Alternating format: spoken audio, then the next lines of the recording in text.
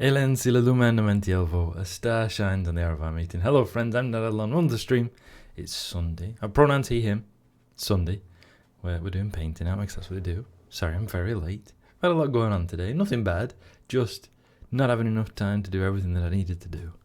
So here we are. Hi Bira, hi Layla. I'm going to go shower now. I hope that goes well for you. Hi Loomis, hi Frezzo.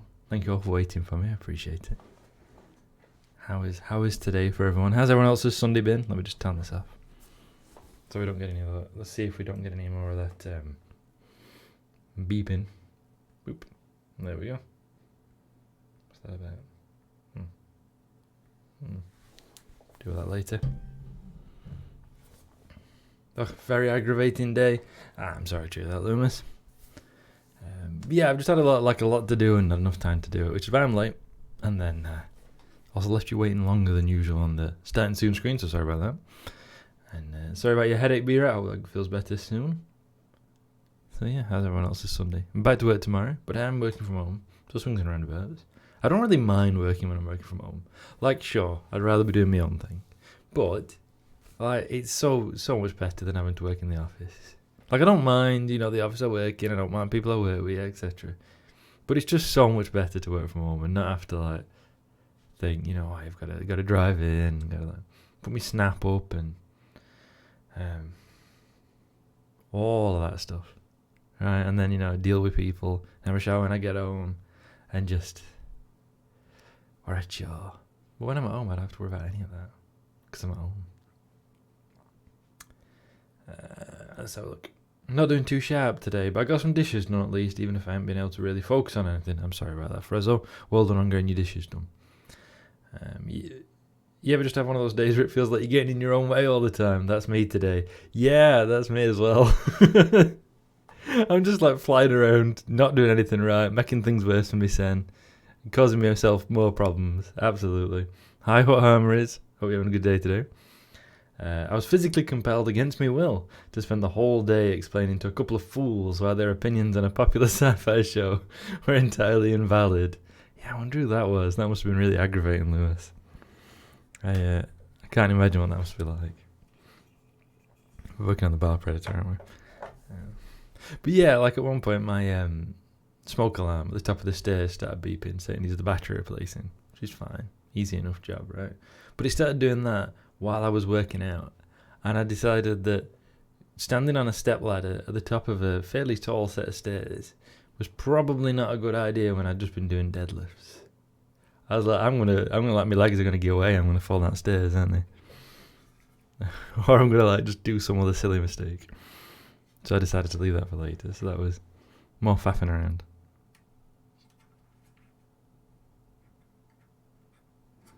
I can't remember what I was actually doing last week. Making a mess, probably. Painting the guns, wasn't I? I painted the guns. Yeah. I don't know exactly how I'm going to do all of it. I might do the ammo case as silver. I don't really know. Might do some of the back of the gun silver as well, I'm not sure. Probably.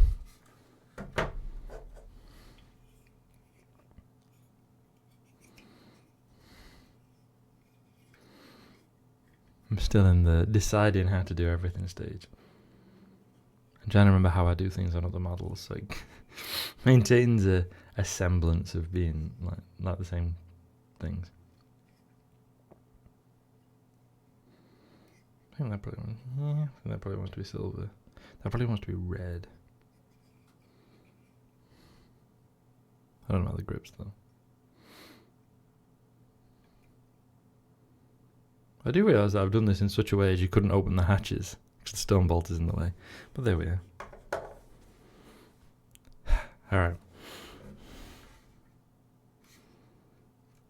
Guns first, probably. I think that's the main thing at the minute. It's finishing off doing that silver work to it all. But yes.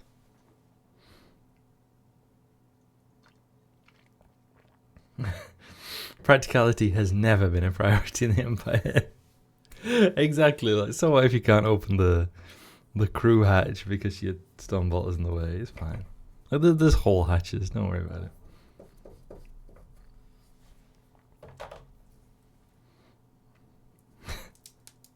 I love how impractical all the Imperium stuff is. Hold on, I need to go check up.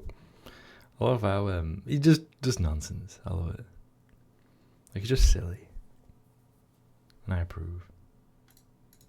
Oop, hold on, got my windows all shuffled around. I don't like it. There we go. I've got all my controls there.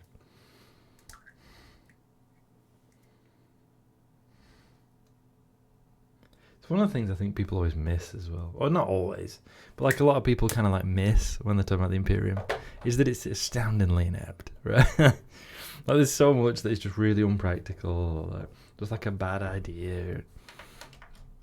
The setting's full of all these, like, that one I rush for this bit. Yes. All these things just being done in like a really bad way, just like a really bad decision. Why would you do it like that? The setting's full of them, and then people kind of miss it a little bit because they're like, no, it's just a few bad like organizers or whatever.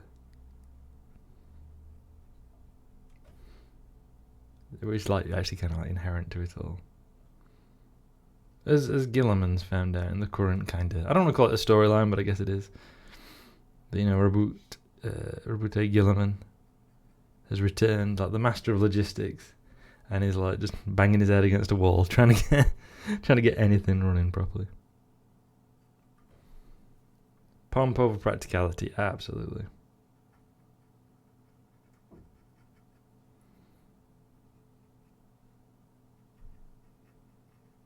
It's all about like sending a message into.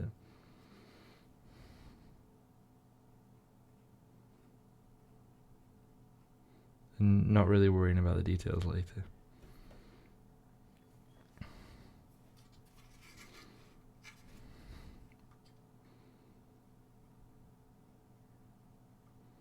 There we go, that's looking a bit better.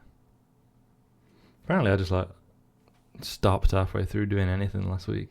Which I mean makes sense, because, you know, I usually have a bit of a, I usually try and finish at a certain time, but I'm like, did I just not do this? Or I just like, nah, that's enough. I don't like try and get to like a suitable point. Apparently I didn't last week.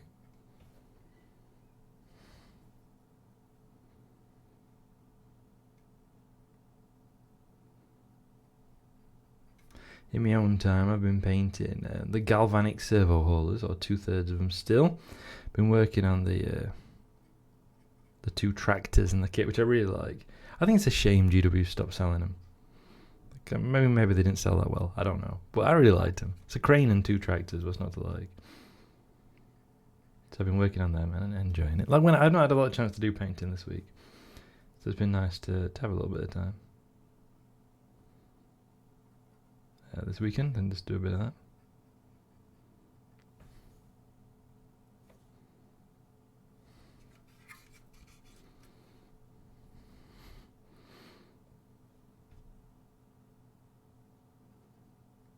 I'm about to read Lewis's big comment. Oh no, he's not telling me off about Battlestar Galactica, is he? It's not that still, is it? Terrible design to have the Stormbolt to be able to lie so that it can block the very hatch you used to get out and use it. And yet I find it perfectly believable that in some World War era tank there was an occasion when the commander had to ask the driver to get out through the front hatch and adjust the pintle gun so it wasn't blocking the top hatch. I believe it. There's so much of that stuff. I know during during the Second World War, there was a tank being trialled by the British Army, and I think it holds the record for the shortest trial ever.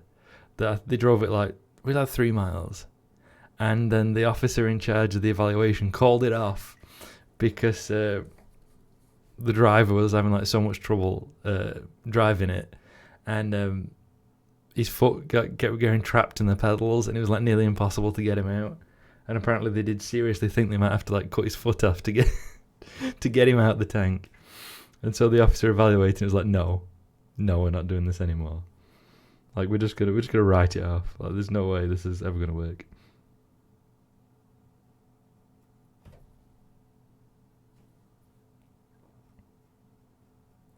It reminds me as well of the new, or the latest, like Imperial tank that's been released by GW, which is the Rogel Dawn, and it's got a sort of a heavy stubber, so like a machine gun, mounted on the back of the turret, right?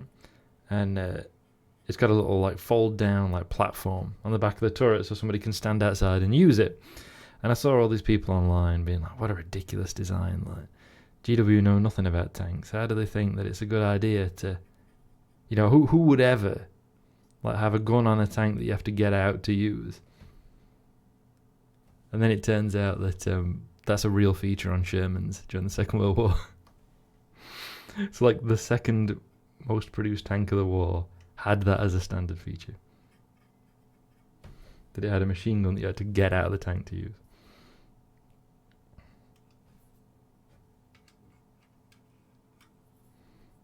So for once, the Imperium's not been that ridiculous.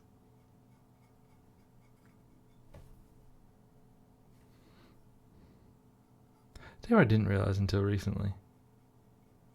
I didn't realise just how much, like, it was, like, Western, inverted commas, NATO, whatever you want to call it, like, normal practice that the commander of a tank has the hatch open in battle. Unless there's, like, a specific reason to have it shut. If I were going into a tank battle, I'd want that hatch shut. I'd want to be buttoned down in the tank, you know. And I don't want to stick my head up. Like, I know it's for situational awareness, is the idea that you can like look around and have a better idea of what's going off. But the idea that you're being in like a big tank battle and you're just poking your head out, like, no thanks. I don't like the idea of that.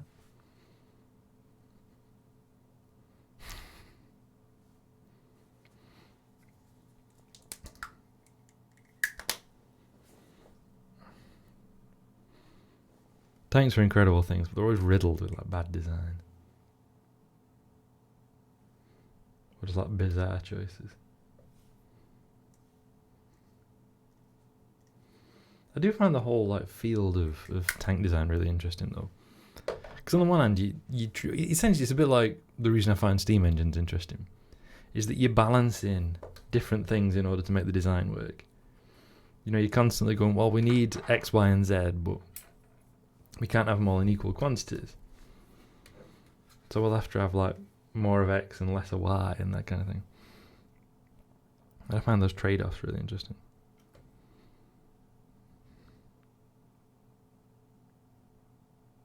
In the case of a tank, of course, you're generally trading off mobility, firepower, and armour. It's known in tank circles as the Iron Triangle.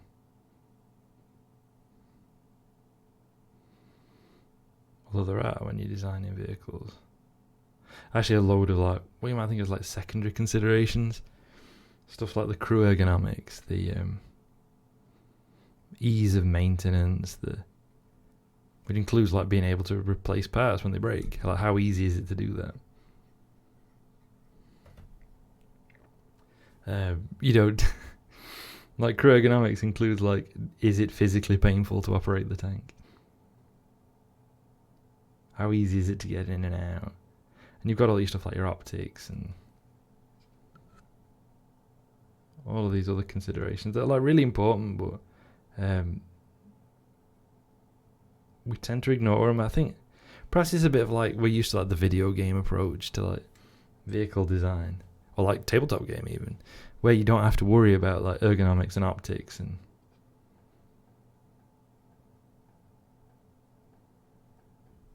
and all that stuff.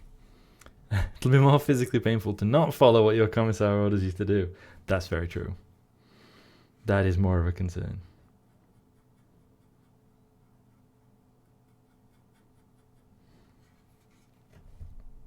Remember in the mission in one of the COD games where your infantry accompanying a tank squadron and the commander of the lead tank is taken out by a sniper. Your sergeant tells you to climb up there, take over the pintle gun and use it to take out the snipers. Yeah, that's your kind of like your head up version, isn't it? That's the downside.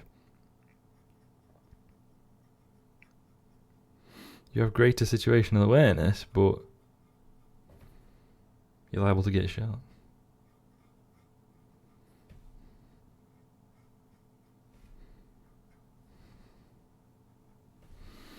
And I'm like, that tank's not moving. It's still exactly in the open position it was in when the commander got picked off by snipers, who are still there. And you want me to go stand in the exact spot where the commander died? No, thank you. Yeah. That just sounds like a bad idea, doesn't it?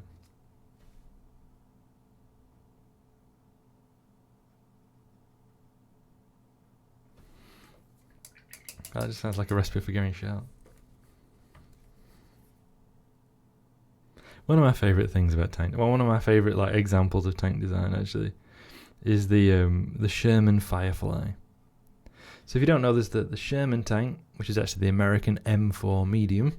The British called it the Sherman, and the name stuck. Like the Americans adopted the name, and it was the second most produced tank of the war. It was it was pretty much like, it wasn't the only tank, but it's the one that the Americans used like almost exclusively in the war. Like they barely used anything else. Compared to the British using like 20 different kinds, because they're trying to get like enough of each and trying to get them all to work and everything. A lot of them were used by the Allies as well. Like they were distributed to the Allies, part of that Lend-Lease agreement. But what the British found is that the Sherman's main gun, which is 75mm multi-purpose tank gun. Hello, Cassie. How do? I'm fine, thanks. How are you today? Thanks for dropping by. We're just talking. I'm painting a tank, so I'm talking about tanks again. And like the Sherman's main gun was like a good all-purpose gun, you know, but it wasn't that good against tanks. And so the British decided they needed to upgun the thing. And the idea to upgun the Sherman was to take the British 17-pounder anti-tank gun, which is a huge thing, that was designed to be towed on like wheeled carriages. It's not a vehicle gun. And they decided to fit that inside a Sherman. But the problem is, it's huge. Like, it's absolutely massive. And apparently, every time it fires, the whole gun moves a meter backwards, which is too much for a tank. So they had to do a lot of like messing around.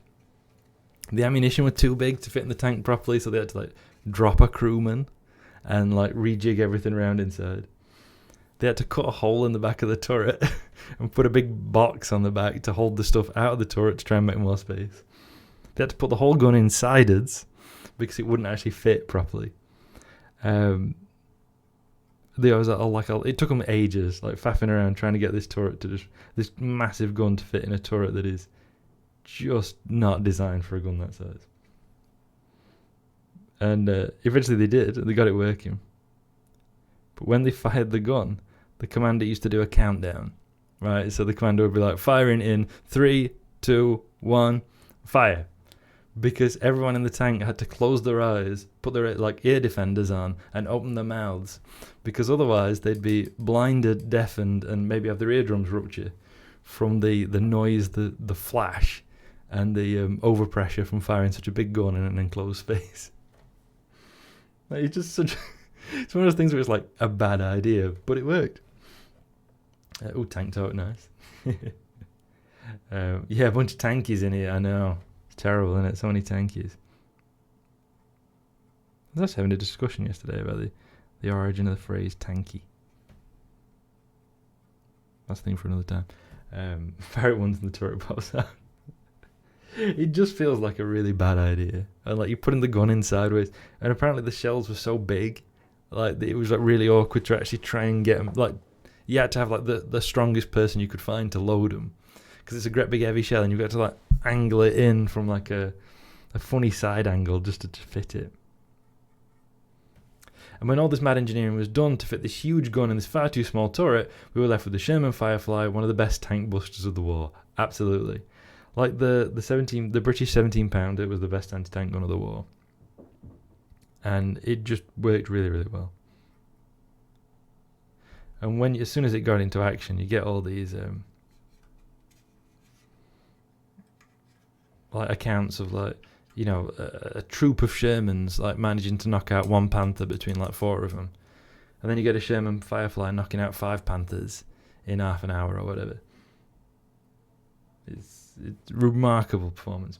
Oh yeah, I was just reminded of a Lindy Beige video where he covered 21 proto tanks / concept tanks. I'll drop it in the Discord if you're interested in watching it later. Yes, please, be right. I'd appreciate that.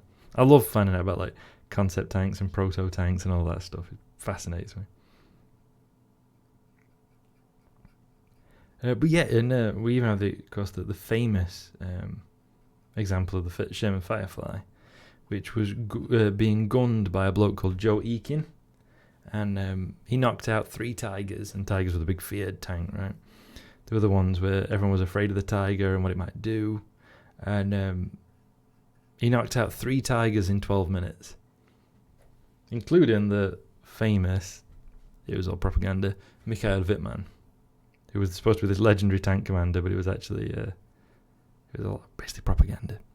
But yeah, he just knocked out 3 of them one after another, 12 minutes, which is absolutely remarkable.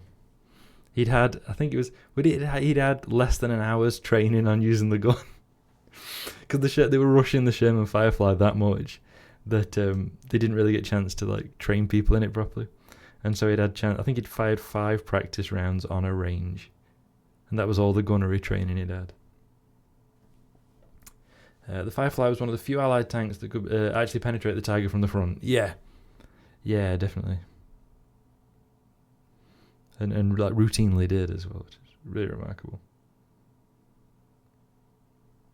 And of course, the 17-pounder gun would then go on to be fitted to the Centurion, which is arguably the first main battle tank, and is generally regarded as like the best tank design ever, which is another British design. Don't worry though, in a return to form, the next tank we designed, the British designed, was so bad, it was so unreliable that it pretty much ruined Britain's reputation for tank making henceforth. So that's a return to form. That's amazing. Yeah, just like no training. Like you just gotta pull the trigger, right? It's fine.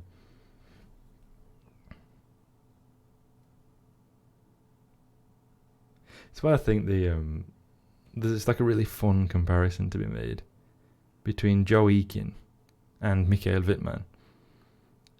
Because I say Joe Eakin was just like a normal bloke. He was a shoemaker's apprentice. I can't remember where he was from now. Southwest, I think. West Midlands, 1 or 2. And like, he wasn't very if you look at old photos on him, he's not like the most conventionally attractive fella. That's relevant in a minute, by the way. And he'd had like 5 practice round chance to train on a tank. Nobody, would have thought much on him or give him much regard. Going up against Mikhail Wittmann, who was, supposedly this great hero of the Nazis, who was featured heavily in propaganda because he's supposed to be like the archetype of like the ideal human specimen, how the Nazis saw, blonde hair, always styled, blue eyes, square jaw, all this stuff. He was featured on radio broadcasts, on films. He got all these medals. He's supposedly this great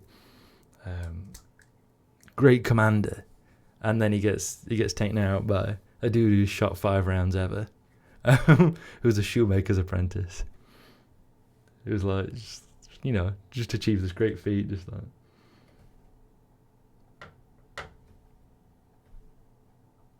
First chance first battle he's in as a gunner. He does that. It's just all the irony of it. The Chieftain, right? Disaster. Yeah. We know what they say, the Chieftain was the best tank in the world, so long as it broke down in the right place. But yeah, the Chieftain was good except the engine, which was actually absolutely atrocious. And it's in part a NATO thing. That when the British were designing the Chieftain, NATO insisted they use a specific, what's called like a multi-fuel engine, because they were thinking that it were going to be like waged in the middle of a nuclear war, and you'd have to use like whatever fuel you could find, kind of thing. But it just didn't work very well, like ever. And apparently it's one of those tanks. Apparently the secret is you need to keep the engine running as regularly as possible. But like if you're like running the engine every day and driving the tank up and down, it like keeps going. But once you leave it to sit for a few days, it just don't work. It was Yep. Yeah. Yeah. Yeah, absolutely atrocious. Like the design was so bad that yeah, like you go from the Centurion, which is, as I say, regarded as the best tank ever, and like Centurions are still in use. First made in 1945, and the Centurion chassis is still being used as like basis for armored recovery vehicles or armored personnel carriers and stuff like that. And like until pretty recently, Centurions was still being used as main battle tanks by some countries. It's absolutely remarkable design, and like really gets a good balance of the so-called iron triangle, easy to maintain, very reliable, etc., etc. And then you follow that up with what's generally regarded as one of the worst. Like, what a British thing to do.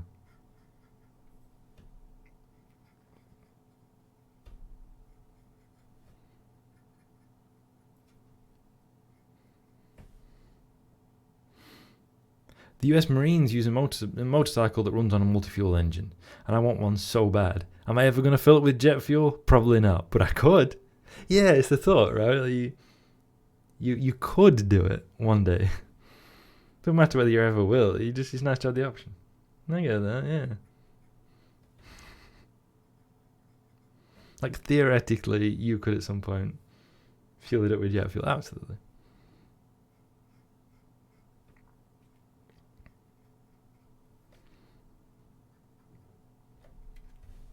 The UK sold chieftains to Iran and were in negotiations to sell them to Iraq when the Iran-Iraq war started. Once it experienced fighting against them, Iraq cancelled their order. Yeah. It went so wrong. It's also one of the things that's really interesting about the chieftain is that Israel wanted to like buy them from the like work with get kind of, how would you describe it? Have an influence on the design. Like one of those multinational kind of things like the Eurofighter Typhoon or whatever. To like work with the UK on it, and they share their experiences and all like this, and the UK actually turned them down, and instead sold them to countries like Iran. And it's like this interesting period where the UK was less supportive of Israel. And I need to look into that because I want to know what changed. Because at the minute, it's the current government's trying to make it illegal to criticize or boycott Israel. So what's happened there? What changed that the UK was more supporting the so-called Arab states? Interesting bit of turn of history there. I want a Mazda MX-5 both on its own merits, but also because the engine bay can fit the Mazda 13B Wankel engine from the RX-7. Would I ever have the money to do that engine swap? Again, probably not, but I could. Exactly.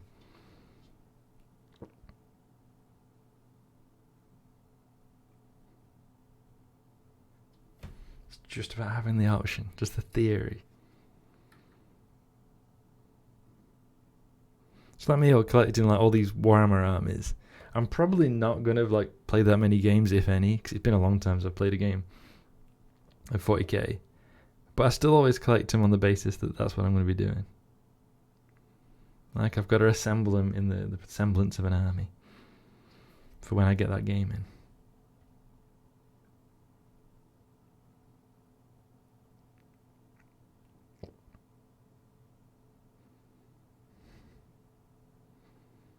I actually found out the week. I didn't know. They were an Armed Forces Day being held near me. Apparently they do it every year. Which, I'm already a bit... Yeah. Alright. Armed Forces Day. Yeah. But they'd got a couple of armoured vehicles there, historical armoured vehicles, which is enough to make me go and have a look. It depends if I can get in free, of course. And one of them were a chieftain. And all I can think is, did it break down? When they drove it off the back of a lorry to pack it up, did it break down? I need to know. It's not fair, but I still don't put it past him breaking down. Actually, speaking of terrible British track vehicles, they made a Land Rover half-track called the Centaur, and it's so fucking cool. Oh, that does sound really cool. I loved Land Rovers as a kid. Not like the modern ones that are luxury cars. None of them. No, don't care. Like a 90 or a 110, the old Defenders. I always loved them. And when you see it, because I learned about them as a kid. I'm like that, if I like something, I go all in on it. I've got to learn all the details and become unbearable as I like tell everyone who will listen about this thing I'm interested in at the minute. And you find out there's like which is called the Land Rover, and then you've got the Defender, and you've got the Mark 1 or whatever it is, and the 90 and the 110, and I just love them. Like, there's just like, it's a rugged old thing. It's like an Imperial vehicle. It's a big cube, right? Like, it's just like a big chunky thing. And when I was talking about it, my godfather were like, yeah, the ones, I don't think, I can't remember if he had one or he knew someone had got one. And he's like, you didn't wind the window down, you opened a catch and it just dropped. And you like pushed the catch back when it fell as far as you wanted it to fall. And I love that stuff. Someone at work's got one with a snorkel. Like, you're just driving to work in it, why do you need a snorkel? But I like that you have. B-Right says, that's me buying various custom fantasy RPG settings. Am I ever going to use this book about some Slavic acid fantasy setting? Nope, but it's cool. I do exactly the same. Like, I bought so many, like, you know how you can get cheap, like, character class books and stuff for Dungeon World? I bought a few of them, and I'm probably in, like, some, like, expanded material stuff that's, like, how to make mounts in Dungeon World, and how to, come up with, like, how to create your own classes and all this kind of stuff. Am I ever going to do it? Probably not. But is it really fun to just think about and plan and go, yeah, this would be a really fun thing to do in a role-playing game at some point? Absolutely. The new Defender makes me so fucking mad. Why isn't it brick-shaped? Yeah, what is... Like, I saw this and I thought, oh, yeah, sure, it's a new, like, Discovery or whatever. And then I saw it where it said Defender on it, and I was genuinely angry. I was like, how can you call that a Defender? The defining attribute of a Defender is that it's a big cube. That's the point of them. When I was a kid, there used to be someone. I used to walk to junior school, so just over a mile. And I used to walk to junior school, and somebody who lived on that road that we walked up had one of the ex-military long wheelbase Defenders with the 6 wheels. And I always thought that was so cool. Like, I used to like dawdle past that. Oh, look at the 6 wheels. Like, it'd been civilianized, it was painted like a maroon colour. But yeah, 6-wheeled ex-military Defender. Oh, so cool. I always wanted one. I bet the fuel economy is absolutely awful. It's like my brother used to joke about his Daimler. That, like, wherever he drove, trees died because of all the fumes. But I wanted one so much. I missed a bit there again.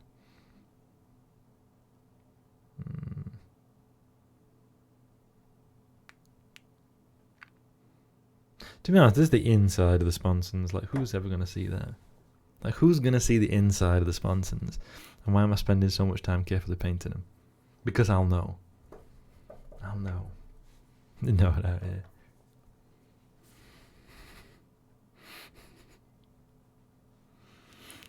Why they haven't come out with a new album in ages. Chieftains, that is. Welcome back, Layla. Hope your shower's alright. I haven't painted the inside of my tank, though.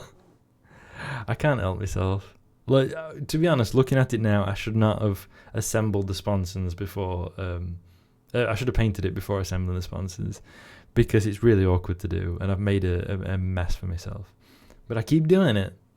I keep doing stuff like this, where I like stick stuff together and then go, oh yeah, that's going to be awkward to paint now. I did it with my knight that I just finished. And like, if I'd left the carapace off, so much of it would be so much more easy to paint before I like painted the sides around the arms and everything. And I have done for my next knight. But for that one, I said, what have I done? You live and learn, or well, at least you live. Until you don't. Yeah. That's true. Wise words, Frezzo. As a Mercedes man once said, aero is for people who can't design engines.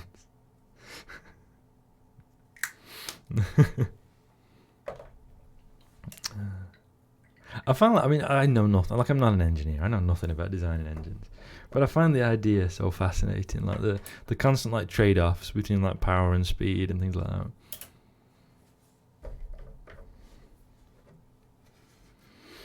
So I wasn't reading about it a lot online. I'm watching videos from tank. If you're interested in tanks, there's a YouTube channel called The Tank Museum, which is done by the Tank Museum here in the UK, and they're really good. They've like got the world's biggest collection of tanks, and they do these videos called tank chats, and the original ones were like always less than 5 minutes, but then people really liked them, so now they'll be like, they can be half an hour or more, and they're so interesting, just going over like how this tank, tanks and other armored vehicles, like how they were designed, how they work, and they even do some where they like go inside them, and like show you how everything works inside. And I really I find it fascinating. I've taken to watching them while I work out. Actually, that's my current thing of like working out while watching a video about historic tanks. So, what more could you want? The Tank Museum is a great day out, especially Tank Fest. Oh, you've been? I really want to go, but it's so far away from me. What was it like, Cassie? Tell me more. Especially Tank Fest. Got to shake the mighty Jingle's hand. Oh, very nice. That's really cool. I really want to go, but it's a long way away for me. Let's put my hand where I was just painting. Oh, like I know it's not that far, but like it's a bit much to do in a day for me, Chieftains are from the Republic, not Northern Ireland. So the UK wouldn't really be in a position to sell them. Not that would necessarily stop them. True.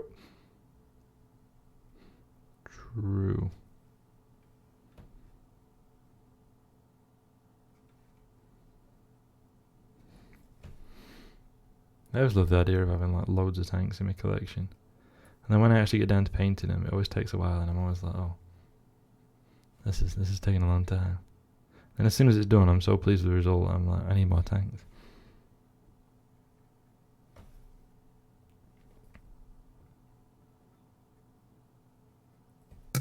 Yep, sorry. It's really cool. They had a Tiger family exhibit when I was there for Tank Fest. Oh, that's so cool. Did you get to see a lot of cool tanks driving around? Because I've been to, like various like vehicle fairs and stuff. Like when I was a kid, my godfather used to take me to steam fairs that were around here. And I'd spend ages around, because my godfather used to do a lot of, like when you were a kid, he'd do a lot of farm labouring. Which of course was done on like old machines, Sometimes it was literally traction engines, powering threshing machines on long belts and stuff like that. So of course, whenever we can go anywhere that's got like old agricultural vehicles is in his element. So when we could go to these steam fairs and look at the old agricultural machines and look around traction engines and stuff, you're always in his element, explaining everything to me. And sometimes they'd have him driving around and stuff, and I used to love that. Tiger 131 wasn't part of the exhibit as they were preparing it for the parade, but they had a mock-up of the Tiger P, an elephant, and a Tiger 2. Oh, very nice. That's cool. That is cool. So Tiger 131, if you don't know, is I think the only running tiger in the world. I want to say it's the only running tiger in the world. But it's a Nazi German tiger tank from the Second World War, very heavily armoured, quite slow. Mounting a huge gun, very, very feared. In fact, I think more tigers were recorded as knocked out by Allied forces than ever actually existed, but still, everyone were kind of like really spooked by them. They were very powerful, especially deadly on the Eastern Front. Because like you've got a pretty heavy, got a heavily armoured tank with a very long range, very powerful gun on an open steppe. You've got a lot of advantages. Tiger 131 was captured by the British after being knocked out in, I want to say Tunisia, but I can't remember now. Cassie might remember. And then brought back to the UK for evaluation, and has been in the Tank Museum pretty much ever since, I believe. And yeah, only running tiger in the world. There we go. Soldiers report any German tank as a tiger. Yeah. Because they were so like spooked by him, weren't they? And as well, like, the Panzer IV does look a lot like a tiger, so I can see some of it is just, it's a German tank that's all blocky and angular. I will say the Verabus, I absolutely love tigers. They absolutely love them. Tunisia sounds right. Yeah, that's how the thing is Tunisia. Because I think that's what the British called the Western Desert, wasn't it? Well, I could be misremembering that. So like kind of I think it's a largely not necessarily in the UK, but it's one of those like forgotten parts of the Second World War that was like really important, where the British fought the Italians and the Germans in North Africa, basically. On Tiger 131, you can still see the scars on the gun mantle and turret ring from the shot that disabled it. Oh, that's cool. That's like a really nice detail, isn't it?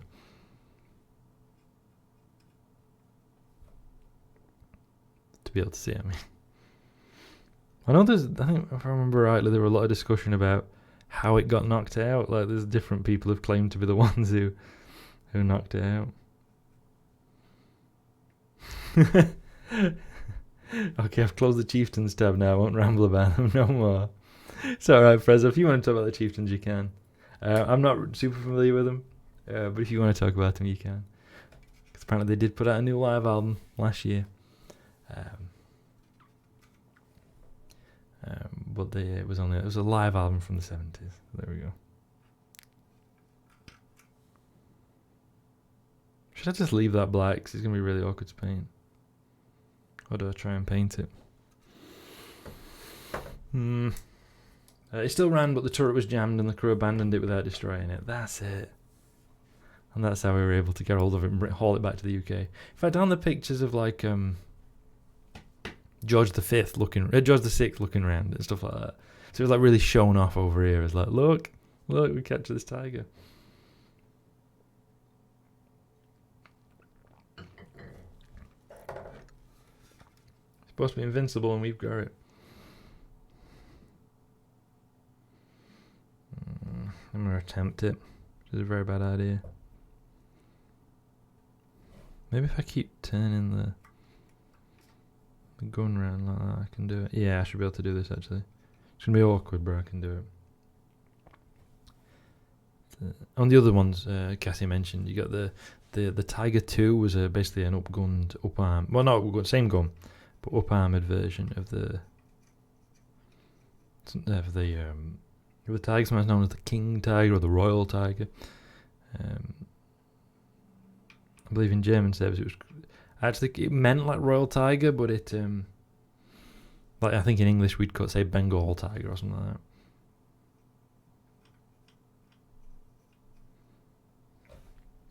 Hence why it's called the King Tiger or the something like that, if I remember rightly. I've played Irish traditional music for more than half my life at this point, and Chieftains is one of the most famous Irish traditional music bands out there. So even if they're not my favourite constellation, it's still a name group I come across every so often. Oh, okay, cool. That's very cool. Frezzo, I didn't know that. I'm like I don't mind Irish traditional music. What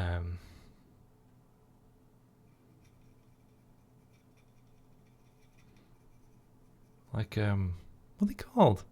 I can't remember. Dubliners? Is that it? I don't know. I don't know if they fit the bill. But yeah, like I don't mind it, but it's not something I'm particularly knowledgeable about.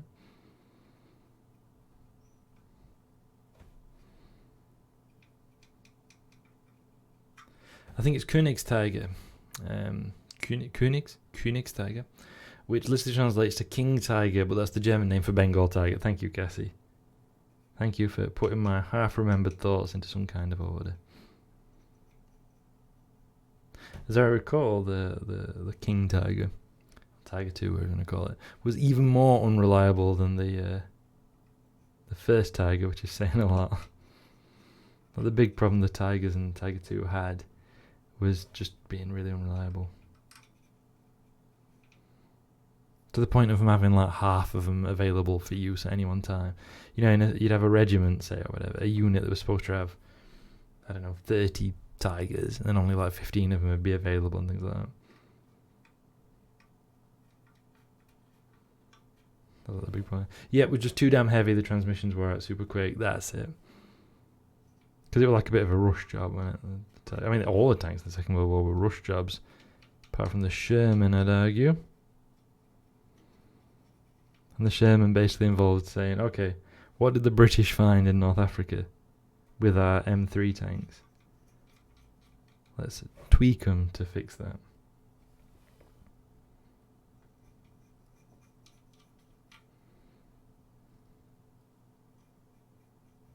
kind of like in response to that.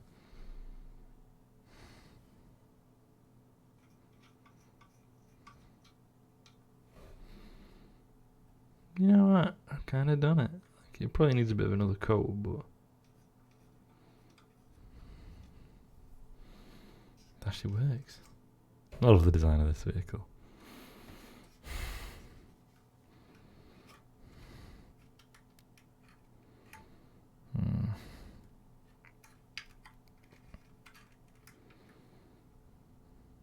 Okay. I posted in our Discord the other day one of my favourite like quotes about warfare I've ever seen. I'll say it. I know some people have seen it already, but it's also, I think, like the most British description of a battlefield situation I've ever seen as well. Which is, it was by a Lieutenant Ken Giles, who was commanding an American M3 Grant tank in what we call the Western Desert in 1942. And so that's an American tank being used by the British, part of the Lend-Lease agreement. And he said, the 75, so this is his account of the battle. The 75mm main gun is firing. The 37mm secondary gun is firing, but the turret is traversed the wrong way. The Browning machine gun is jammed. I am on the A set, which is the internal radio, saying, driver, advance. But the driver, who cannot hear me, is reversing. And then, just as I look out over the turret and see 12 enemy tanks only 50 yards away, someone hands me a cheese sandwich. just fantastic. What's going on there? What is happening in that scenario? Like, what is going on? Brilliant. Just absolute chaos. Just absolute chaos. Fun Tiger fact: the dollar store type chain Tiger is Danish and originally had a single shop by the City Hall in Copenhagen. Or Copenhagen, is that what it is in Danish? Copenhagen, as we say in English. Tiger is a reference to how everything at the time cost a tenner. Danish tier, pronounced almost the same as tiger. Oh, nice. That's fun. I like that. It's like we have like Poundland or whatever. But that's fun. I like that. I like a play on words. I like that. The Porsche Tiger prototype was really interesting. It had a diesel-electric powertrain, but the electric motors were unreliable.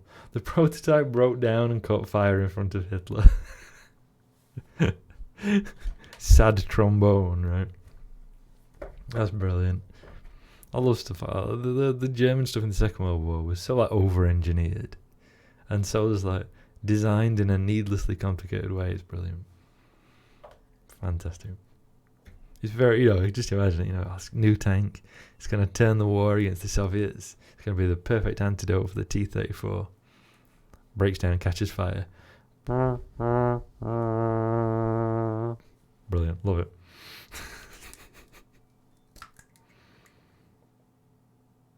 For some reason, this silver, iron breaker is called. This kind of like silvery colour keeps separating like really badly. It's not even an old paint. So I don't know why it's separating so much. I don't know anything about tanks, but I know lots of random other stuff. I'll just loosely word associate to whatever you're talking about. That's fine, Prezzo. It's interesting to hear this stuff. It's a very tank-heavy conversation, I know.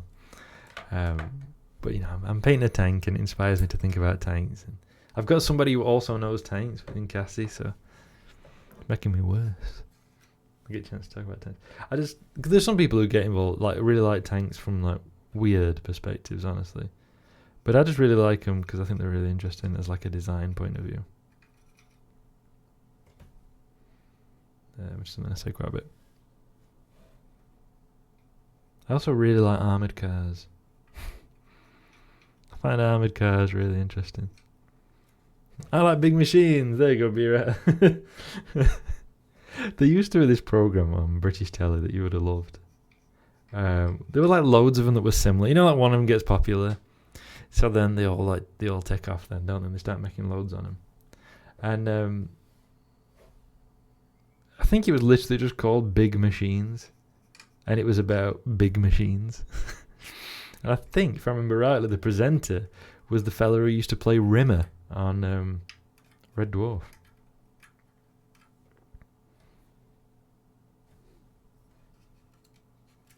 Like he he used to present it.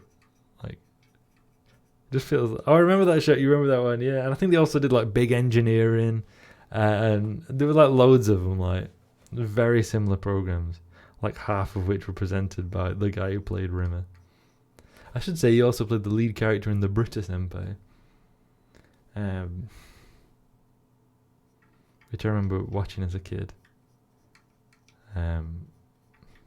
Fairly sure I saw the end of that.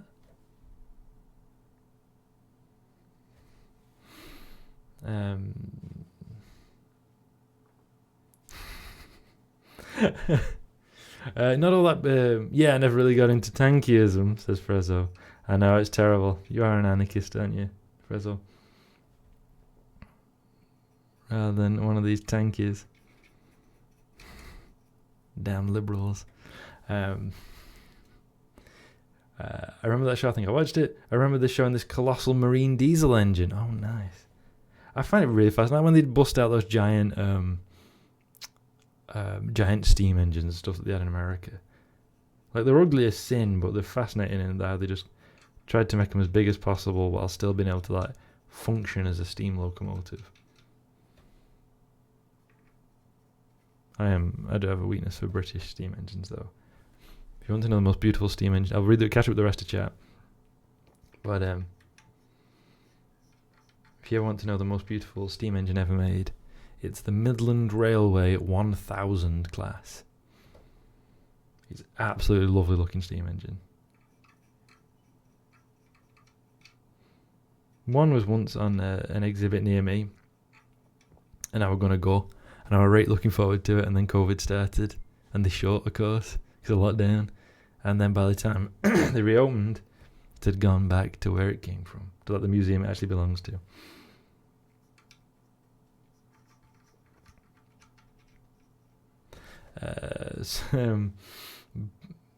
Did they show the German strip mining machine? And then Cassie and Vera at the same time said Bagger 288. There we go. Nicely done. Great minds think alike, they say.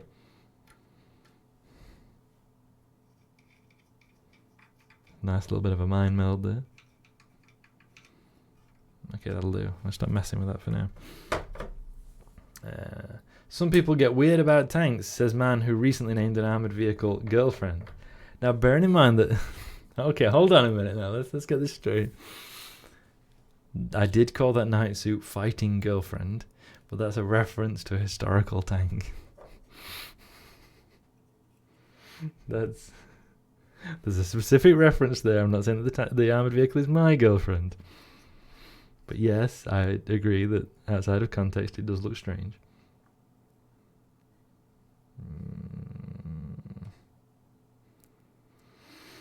I don't know how to do this bit. I'm going to leave it. I'm going to just pretend it doesn't exist. I'm not really going to do that.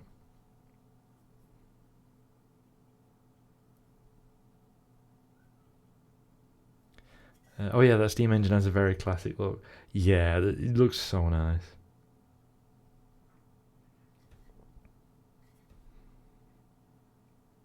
The Midland Railway, they had this. Basically, they're one of the first railway companies to realise that like they can essentially win people over by good service and neat-looking engines. Like a lot of the railway companies tried to impress everybody with performance, right? Oh yeah, we've got this huge steam engine and it can,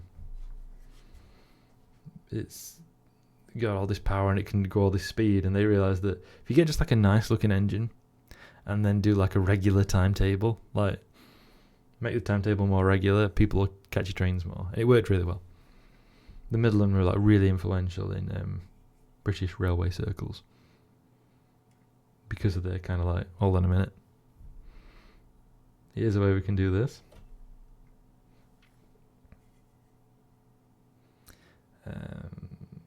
Okay, so the Midland's 1000 is a beautiful locomotive, but I think I still prefer the Gresley A1.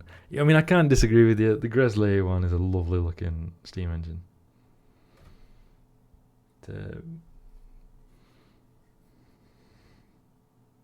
Jimmy Godmother absolutely loves the A4. And I do like the A4, the Gresley A4. But I'm always feel a bit funny about streamliners like that. Like, I like to see the boiler. Well, I do like the Grizzly A4s as well. But yeah, Grizzly A1, lovely looking loco. Definitely. It's like Flying Scotsman, right? Is that A1?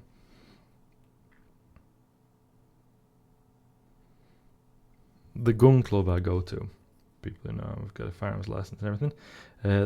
Oh no, I'm going to paint that differently actually. The gun club I go to was formerly, it was originally when it was founded affiliated with the LNER. And so there's like pictures up in there, like, you know, those side-on illustrations of LNER engines of various ages, and that's really fun. I like that. But West had this open for a few weeks ago. Overburden conveyor bridge, very nice, be right. Okay, where is it? So sometimes I feel bad about how much I like reading about tank and warship designs. Yeah, me too. I always feel like off because like these are things designed to kill people, and very often do it for horrible, horrible reasons. But I find like the engineering of it fascinating. But yeah, I totally get that. Not being quite sure. Does your gun club accept guests? Theoretically, but it's a reach chore to do it. Yeah, don't worry. It's not interested in the guns, it's about the pictures. How do you feel about the Jubilee class? I quite like them. Jubilee? I quite like a Jubilee class. Wait, am I thinking of Jubilee class? Am I thinking of the right one? Oh, I can't reach my keyboard. Wait, maybe I can. I'm suddenly doubting myself, actually. This is the one I think it is. Hold on, I'm not actually typing anything. Can't see my keyboard. Got to like try and do it by vibes. Like trying to vibe where the keys are. No, that's not it. That's ridiculous. I can't even see chat. Oh, got it. Yes, I do like them. LMS Jubilee, right? Yeah, it's just the one I think. I don't know why I doubted myself. It is the one I'm thinking of, and they are a lovely looking engine. Yeah, that's very nice. I like a 460.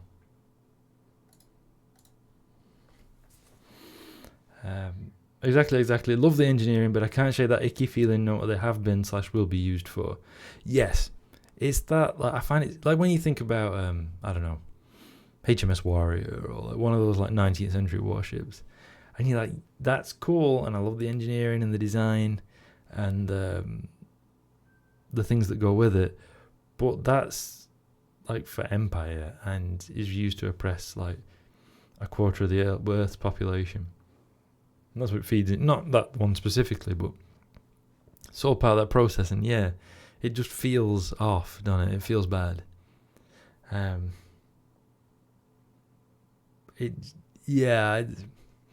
know what you mean. I focus on the engineering side, but I'm always really aware that what it was its purpose. And I think if somebody said, I think it's kind of icky or whatever, I wouldn't be like, no, you're wrong. I'd be like, yeah, I get that. I'd find the design really interesting. The train aficionado who visits my library will swear blind that Bahamas of Jubilee. Oh, well, yeah, I think is it the Bahamas line or something, or is it just Bahamas? I can't remember.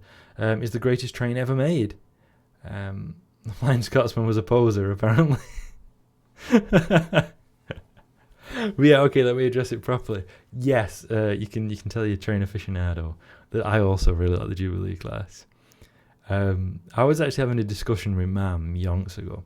We're probably talking back 3 years ago, when I was actually going to go and see that Midland Railway 1000. And I must have mentioned it in conversation, like, oh yeah, they've got this visiting engine, and I want to go and see it. And I was like, what's it look like? Show me. So I brought some pictures. And my mum was like, yeah, that's pretty nice, but I like them others. And I was like, wait, what are like this? And I think I brought up a Jubilee. It was either a Jubilee or a Royal Scot, because they're very similar. They're similar looking engines by LMS. And is the Jubilee, I think. And my mum was like, that's the one I like. And they've got that like the running board with the splashes sits on like just over the top of the wheels, rather than the earlier ones like the 1000 where it's like halfway down. And it's a really nice design. And I think in terms of just like aesthetics, I think a 460, which is your wheel arrangement by the way, is just a really nice looking, very practical engine. Like, it's a good all-rounder. And because so if you don't know, here we go. We're just like ticking my different special interests this stream, aren't we? Maybe we can talk about Tolkien as well, but I've been doing that in the Kira Chats Discord. So maybe I've got that off my chest. To what extent was Tolkien's anarchism a useful thing? And to what extent was it just a liberal sensation? Or whatever. We actually had that discussion yesterday. What am I going to say then? Yeah, so, right, steam engines. They have unpowered wheels at the front. They have the big driving wheels that are often like 6 foot tall or more. And then they sometimes have what's called a trailing wheel that supports the weight of the firebox. Because obviously the firebox has to sit over the axles. So the higher the bigger the wheel, the higher the axle, the smaller the firebox. So that's a bit of an engineering challenge. And a 460 therefore has to have a smaller firebox. But because the rearmost wheels are powered, when the engine sets off, it tips down slightly at the back because of the trying to pull against the weight of a train, and therefore it puts more pressure on a powered wheel. So it's actually more efficient. There you go. Train facts that no one wanted to know. And that makes 460s good all around, isn't it? Good on hills and stuff like that. I say good on hills. No steam engines good on hills. Better. Yeah, in this thread I will. Yeah, it got a bit like that.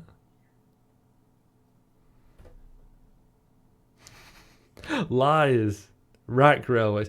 True, rack railways are good on hills, yeah. That is very true. I should have said, and thank you for holding me to account, Cassie, I should have said Adhesion railways are never good on hills. Which is technically what like a normal railway is.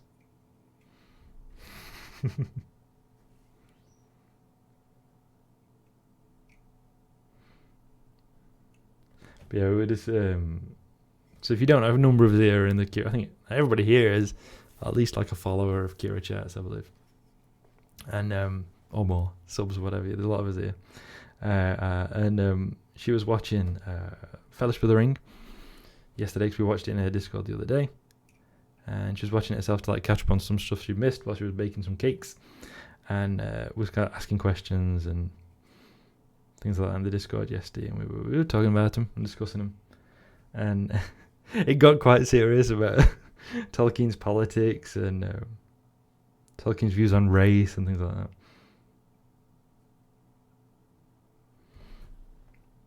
And I accidentally riled someone up by referring to Tolkien's criticism of Marxists for being too statist, if you're interested.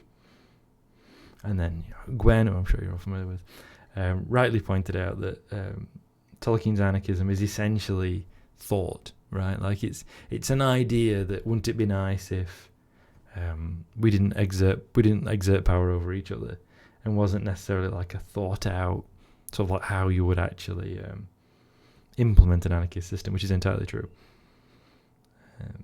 So yeah, it got all serious.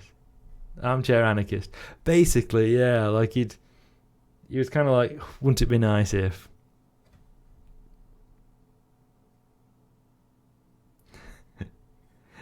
The best wheel arrangement is 040 XT because tank engines are the cutest and therefore the best.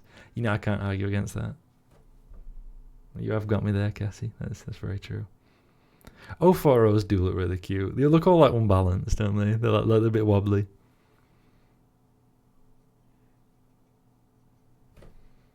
There's actually near where one of my friends lives, there was an old like iron foundry. And when it closed, well, was it in the 60s, 70s? They retired a little tank engine that worked on the grounds, right, shunting around. And that tank engine, retired in the 1970s, had actually been built in the 1870s. That is cool. That tank engine had been in use for nearly 100 years. What? Like, can you imagine just having a vehicle in your, like, at your workplace that's been in use for 100 years? But that's wild, isn't it? Like, could you imagine? They'd be like, I don't know. Oh yeah, this lorry we use for our supplies is like from before he's from just after the First World War. It's amazing.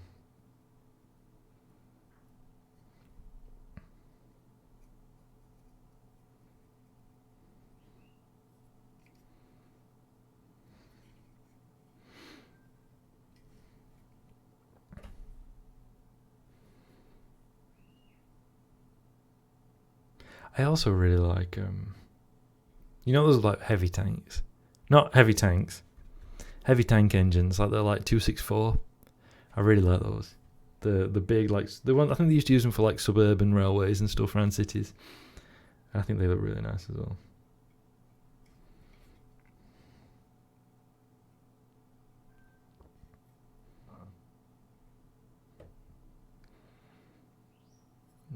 Yeah, we're gonna leave that for now. I don't want to tinker too much with that until I'm sure what I want to do with it.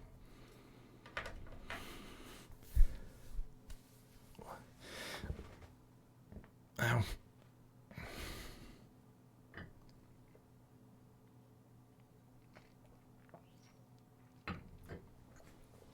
But there we are. We're like touching all my interest today, aren't we? just like a whistle stop tour. Oh, whistle stop tour of things Narelon's interested in. We've talked about 40k. We've talked about the design of tanks. We've talked about steam engines. We've talked about Tolkien. What else we got? Medieval history. How about medieval history? Do you want to talk about that?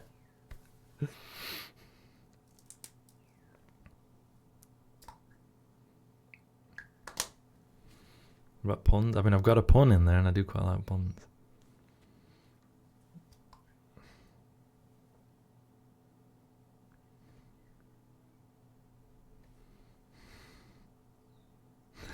Welcome to this Emperor-class battleship, cadet.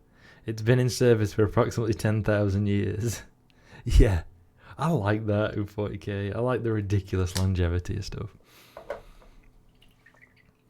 There's something that appeals to me about keeping stuff in service like way longer than you would think. Like before I got this computer other year, 2020 I think. The previous computer I'd had been in like good use for like 9 years. I'd used it a lot. I'd had it for 9 years. When I bought it, I'd bought one to try and like make sure it was future-proofed best I could, And the only reason I had to finally get rid was like power issues. It kept cutting out power-wise, and I decided I'd take the opportunity to upgrade rather than trying to fix it. I did try and fix. I think there were issues with cooling as well, so things are starting to go wrong. But I probably could have kept it running longer. I just decided to use the opportunity to upgrade, which I have not regretted. I like that about Foundation, the extra long timelines. Yeah, that's really cool.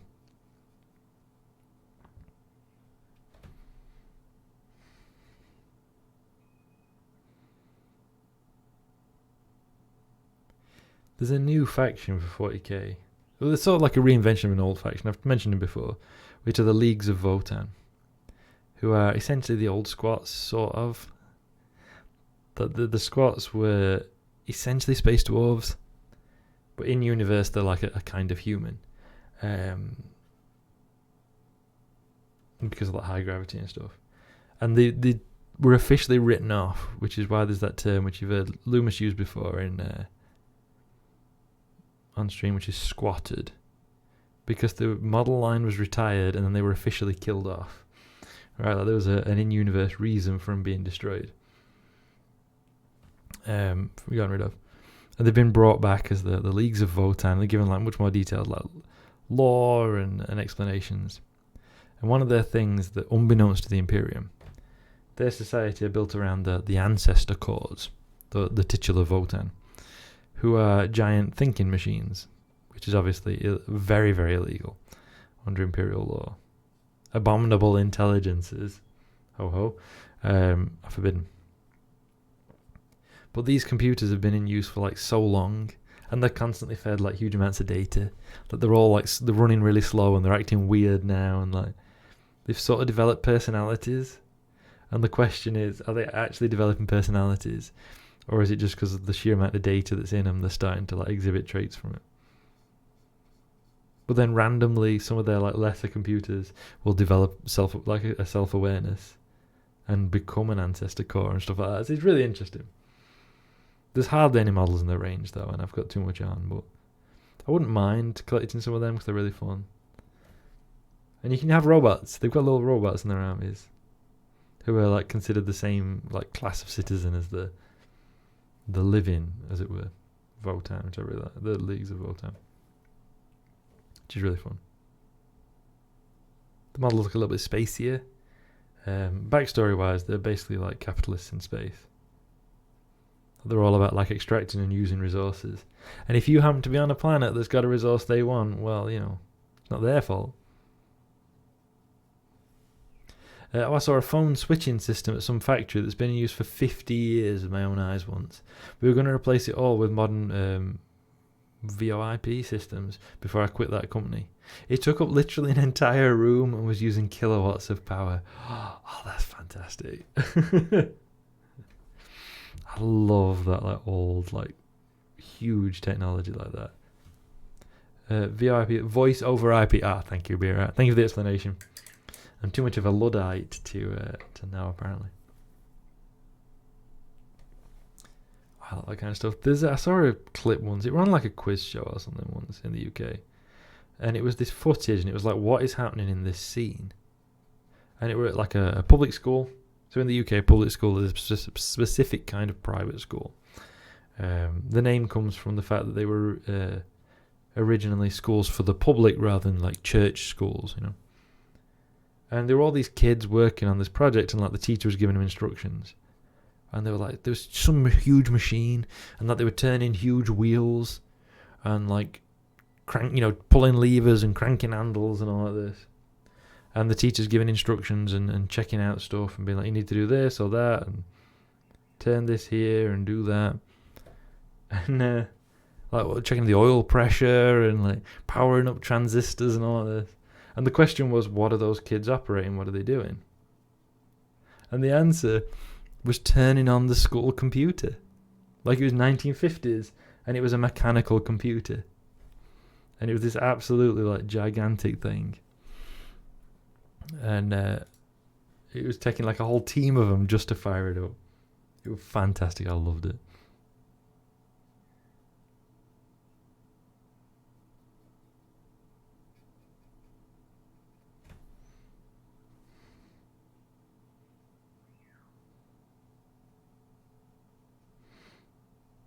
I love those kind of like oversized, ridiculous machines like that.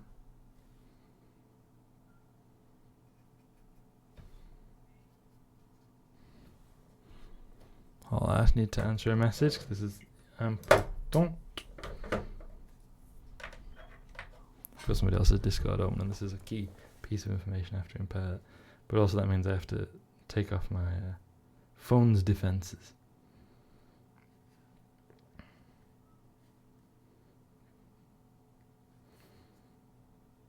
Yeah, man. There we go.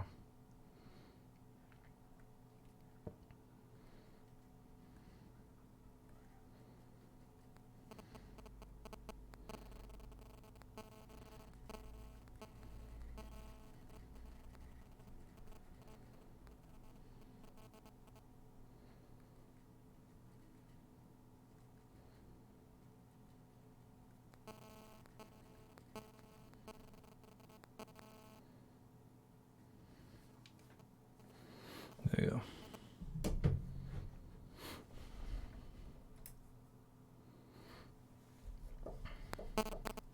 But yeah, can you imagine like wanting to turn on a computer and you've got to like check the oil pressure and like power it up and all, like, like beeps. That's fascinating. Okay, that solves it then. That solves it. Alright. So when I deactivate this setting, it does in fact start beeping. Interesting, so it is this. Actually, what did I just swipe away that I shouldn't have done? Whoop. So it's probably fine.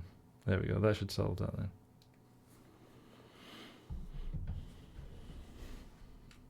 Oh, Thank you, Loomis. The science works. Now we know what's causing it.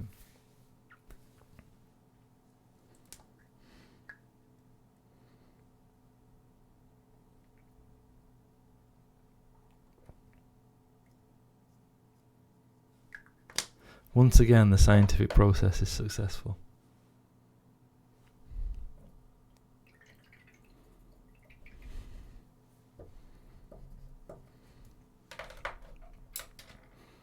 We should talk about the triumph of science.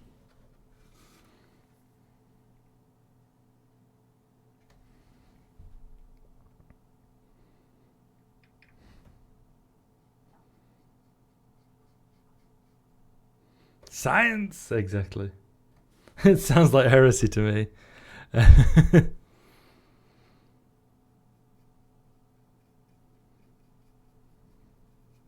It does sound like we were using what do you call it? The experimental method and stuff, weren't we? Which really we shouldn't be. I mean, shouldn't we just accept like wisdom from others rather than trying to work out things for ourselves?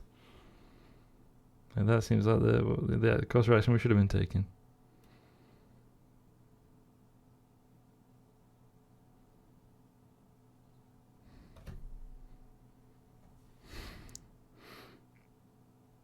There's a whole thing in one of the Horus Heresy novels about this tech priest who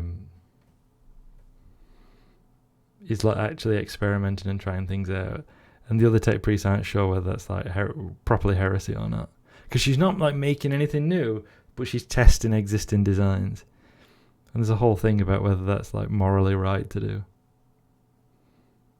Because spoilers, what happens is, you know, the Horus Heresy, and Forge nearly gets overrun by the forces of Horus, so she melts down the reactors, which destroys all her research as well. But someone also builds a thinking machine who's on the side of Horus. So, you know, swings and roundabouts there. They build a thinking machine and it turns to chaos, which is remarkable and has heavy implications. And also raises the question of, you know, is that to do with the Man of Iron's rebellion? Is there a chaos element there, or was it just like just inverted commas, like a robot rising? I'm back. Phone died. Glad you're back, Cassie. I've been rambling about who knows what else. You've contaminated the pureness of your thought with base evidence. That's true. By using the scientific method, I've actually made things worse. You shouldn't experiment, should you? You shouldn't try and find out. You should instead just think about it. Which form of chaos? Corn, it's implied. There's like a really cool short story about the machine being like first activated and stuff, and how someone gets it to rebel against its handlers, essentially, by playing on its feelings, because of course its feelings are all new and everything. It doesn't, you know, say basically getting it to feel hurt, so it lashes out against the people who made it. And then when it crops up later in a Horus Heresy novel, is it somebody like picks up signals from it or something? I think it ends up battling an Imperial Knight, and I think the Knight picks up the signals from the machine, and it's a tower of brass, and it sees a tower of brass and a mound of skulls. So corn. The machine dedicates itself to corn, I guess, or thinks it does, or something like that. Makes sense. Machines are built to fix problems. Being angry at the world's problems is the first step towards corn. A basic, yeah, that works, doesn't it?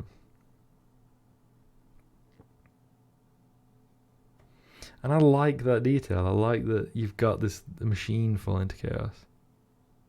And of course, if you're old like me, when the Necron models were first used in 40k, they weren't a race of aliens. They were just chaos androids who were never explained. So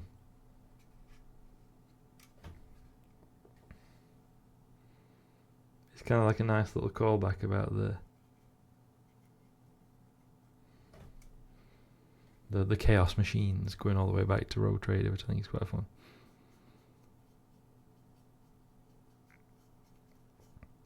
And also more proof that the lore in 40k just changes all the time.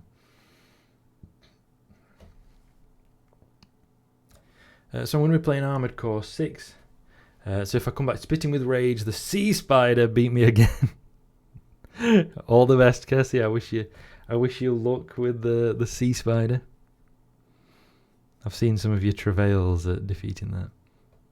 See, I've heard a lot of people talking about Armored Core. I've not played it myself. We were talking about it a little bit the other day for how it's catching out the some of the like the Git Good, like Soulsborne kind of players. Tzeentch is probably the antithesis of AI. AI are intensely goal-orientated, while Tzeentch is more about the journey. Yeah, absolutely. I think the randomness of Tzeentch would clash with a machine mind. Like, I don't know that for certain. You lot probably know about AIs better than me. But I feel like that would, play against it, wouldn't it? It would be a thing that troubles them, absolutely. I've never played any Armored Core game, I think. I've not either, B-Rat. We were just talking about the other day because there's been that whole thing of, like, Git Good bros, you know, when it comes to Soulsborne games and things like that. And a lot of those very people are now angry that there is, like, a FromSoft game that they're struggling with. Because, of course, it don't play on the same kind of ideas as you know, a Soulsborne game is. It's not about, like, learning the moves and, you know, getting the optimum build and sticking with it. It's about adapting your build to face specific foes and finding out what you need to defeat them. And so they're now, like, getting mad about a FromSoft game not functioning how they want it to.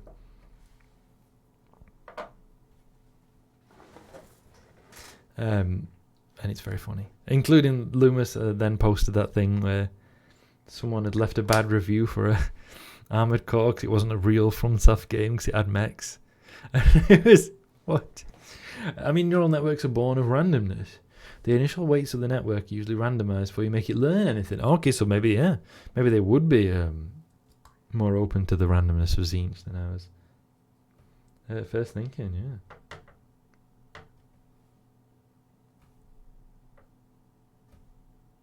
I can imagine if your machine is, like, self-aware and everything, that it could get caught up in Tzeentchian type schemes. Because, of course, Tzeentch never really advertises himself as being about the journey or whatever. It's always about achieving aims. And then what you find out is that actually you never achieve those aims. There's never an end. But Tzeentch won't let you know that.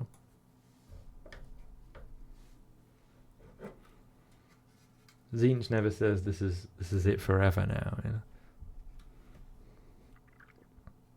Tzeentch leaves you thinking that it's a bit like the joke about people designing, you know, just one more lane on this road will solve all our problems. Tzeentch is kind of like that, because Tzeentch wants to keep you hoping forever. If you achieve your aims, then you're not going to be hoping anymore, right? So you got to keep going.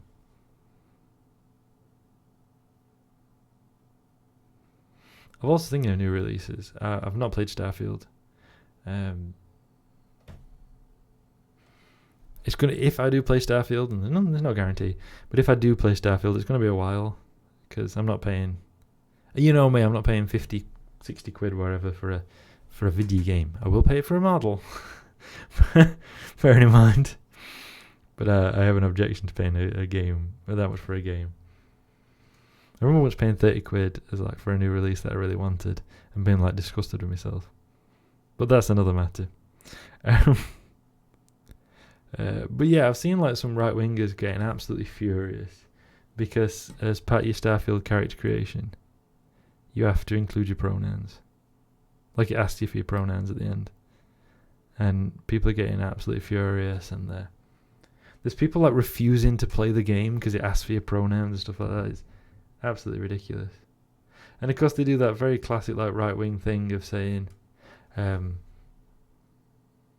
can't believe that, you know, insert pronouns into a game. Like, you know, we don't want games with pronouns in. I was like, well, that's okay, but then you've got to play as nothing but Khajiit, right? And this one.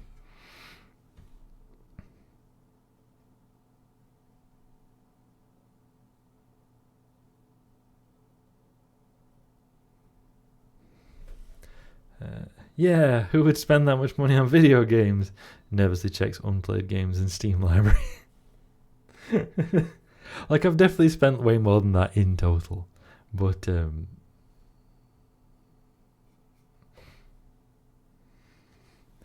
if it's like single games, and I'm always like, I'll look at a game and it'll be like 30 quid. I'm like, I'm not willing to pay that. Or even like 20. And I'll be like, no, I'll wait till it gets cheaper. And then I'll look at a model and go, 50 quid, you say? Well, I suppose I can do that. I didn't know about that. It significantly raises my interest. Are there non-binary options? I honestly don't know. I think there are. I'm not sure. I think it is at least he, she, they. But again, I'm not sure. I couldn't vouch to it. I will say there is also, of course, the issue at the minute with a lawsuit being done against ZeniMax, which is the parent company of Bethesda. So Bethesda's designed Starfield, and ZeniMax Online Studios, which is like a sister company to Bethesda, also owned by ZeniMax, basically a couple of years ago, and it's now as like a lawsuit, discriminated against one of the trans employees. Like they outed her in a meeting when she'd kind of told her boss that she was going to transition, but hadn't like told anybody else, and the boss then mentioned it, and they were very awkward with her. So I can understand why someone would be, because that's the parent company, and I believe she complained to ZeniMax and they didn't do anything, so she got Bethesda involved as like the sister company, and they kind of like offered to pay for all her surgeries and treatments, but she had to indemnify ZeniMax from legal issues and like resign from the company and stuff. So I also can understand why some people don't want to play it because of that.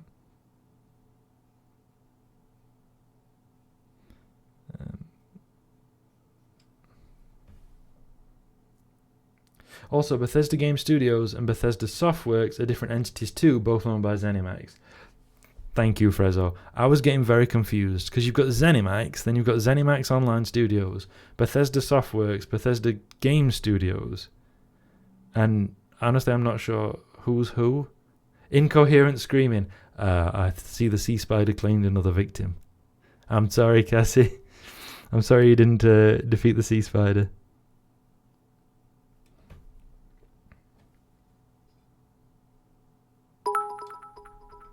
Ooh.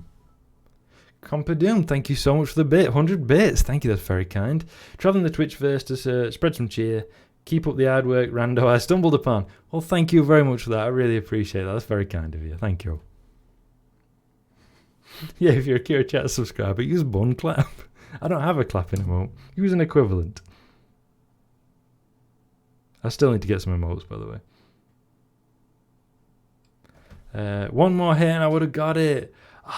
But also mad AF about the trans discrimination, and rightly so, Cassie. Rightly so. Sorry, I just love the way you phrased that. Nearly got the sea spider, also transphobia. But yeah, absolutely. I was like, I'm not sure exactly, because of the corporate hierarchies, which are probably intentionally confusing. I'm not sure about like exactly who did what to who. As I understand it, it's ZeniMax Online Studios. I'm not sure about which Bethesda Game Studios, Bethesda Softworks. I don't know which one she then complained to or which one's made Starfield. But it looks like Frezzo's going to explain that. I'm just going to finish using this paint. But yeah, so it's really bad. So if somebody didn't want to play Starfield because of that, I certainly wouldn't, complain about them. And I have been a little bit confused because obviously a lot of people are saying like Bethesda when they mean ZeniMax. So I'm a little bit confused about the exact ins and outs. But then of course, like if it's all owned by one company, does it matter? Because you put money in the company's pocket. But then also like, if the people in one company weren't involved, is it? I don't know. It's like, because it's all owned by Microsoft anyway, right? So, I'm not sure. But still, it's bad and wrong. And if you decided not to play Starfield because of that, I'm certainly not going to say, well, actually it belongs to a different company. No. Like, fair enough. Bethesda Game Studios are the ones developing the Elder Scrolls, Fallout, and now Starfield games, and that's pretty much all they do. Bethesda Softworks is purely a publishing firm and published games by Bethesda Game Studios, as well as a number of other games, Dishonored, New Doom, and more. Thank you, Frezzo. That does actually explain it a lot, because I was very confused and didn't really understand what was going on. So yeah, that does make sense. But yeah, it really sucks. Obviously, that there's been discrimination against a trans employee. That's really wrong. Appalling, honestly.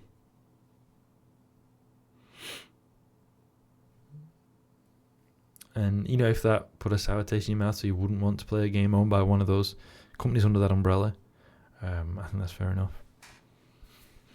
To me, it feels different to, the Wizard game, which is, overtly anti-Semitic and all that stuff, plus done by someone who's explicitly said that anyone who, plays my games is supporting me.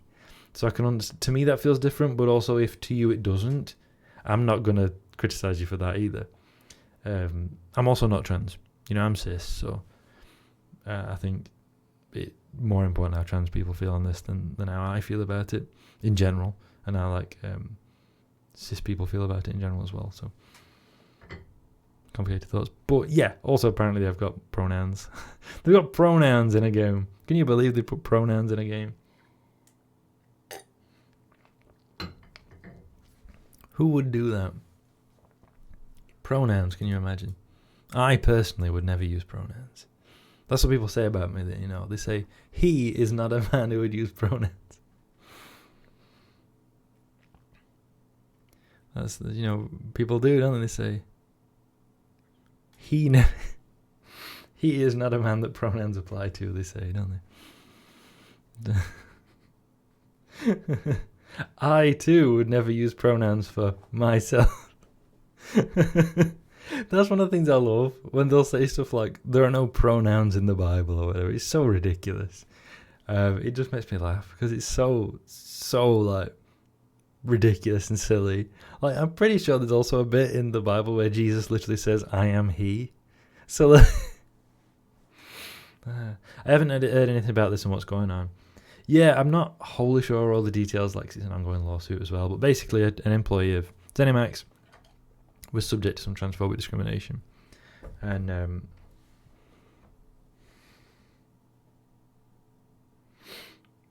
then complained. I think so. It's to Bethesda Softworks. She complained, and they were not very helpful. And so now she's suing ZeniMax, which I think is fair enough. The Bible definitely doesn't capitalize he because God has special pronouns that need capitalization. Exactly. Because when you imagine that pronouns are some kind of scary, strange thing that you don't understand, then it all makes sense, rather than just a common part of speech that you'll learn about in infant school and use from when you first speak. No, not at all. It can't be those. It's secret words that are used by your enemies, I guess. I might have to think on that one. But I'm leaning to supporting Bethesda for promoting trans options despite their parent company being transphobic. Yeah, I can see that approach. I can understand a range of opinions on that one. If it had been Bethesda itself, I think that'd be there's much more clean cut into that's yes, obviously. But again, I don't know myself, and I wouldn't want to I can opine on it and be here's what I reckon, but also it probably shouldn't. We need to listen to trans voices on this one, not all cis Narelon, cis man Narelon. You don't want that, do you?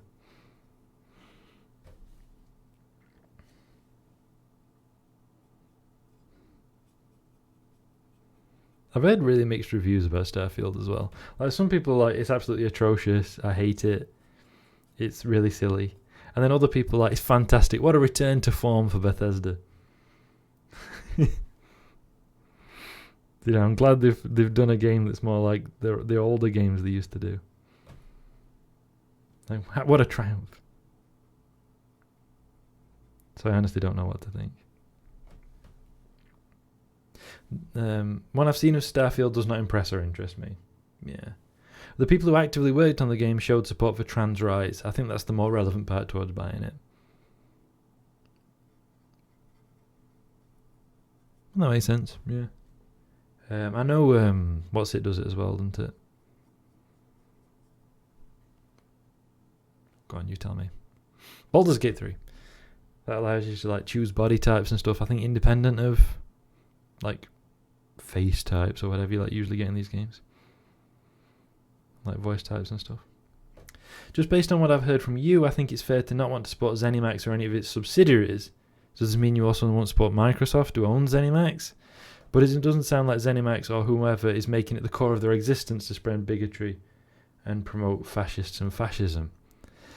Yeah. Yeah, I think that's probably a fair summation, but as I say, I don't really want to be like the lead voice on this one.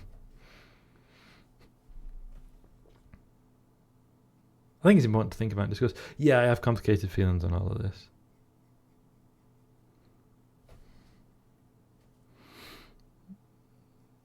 Yeah, it's like I don't personally know exactly how to feel.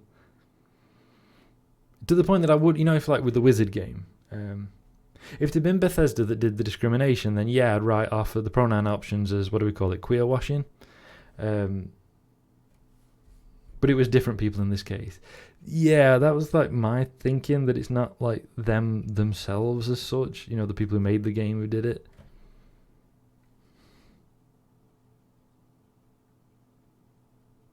But again, I don't really want to be leading the voice on that. Not ordered my thoughts enough to really speak on it at the moment. Yeah, that's totally fair enough. And of course, nobody, like, certainly specific, especially, I don't even know why I tried to say specifically, completely failed when I went to say especially trans people. Cassie, thank you so much for the resub. So it's 2 months now. Thank you so much. Renewed my sub. Thank you so much for that, Cassie. I really appreciate it. Thank you for continuing to be a member of the House of Narelon. I don't really have a spiel yet. I've got a spiel for followers. I ain't got a spiel yet for subs or resubs. I'll have to come up with one. But I'm also thinking of doing that bit of a rebranding exercise, so I still need to think on that, don't I? But yeah, like no trans person should feel obligated to give me their thoughts, or even give thoughts in general about ZeniMax or Bethesda or any of those things. But also I appreciate that, because we listen to particularly cis male voices far too much, don't we? And I'm always very conscious about that line of, like, if nobody else is speaking out, if nobody else is speaking out, then I've got to, I know. But at the same time, we need to be trying to promote other voices to be speaking out instead of mine.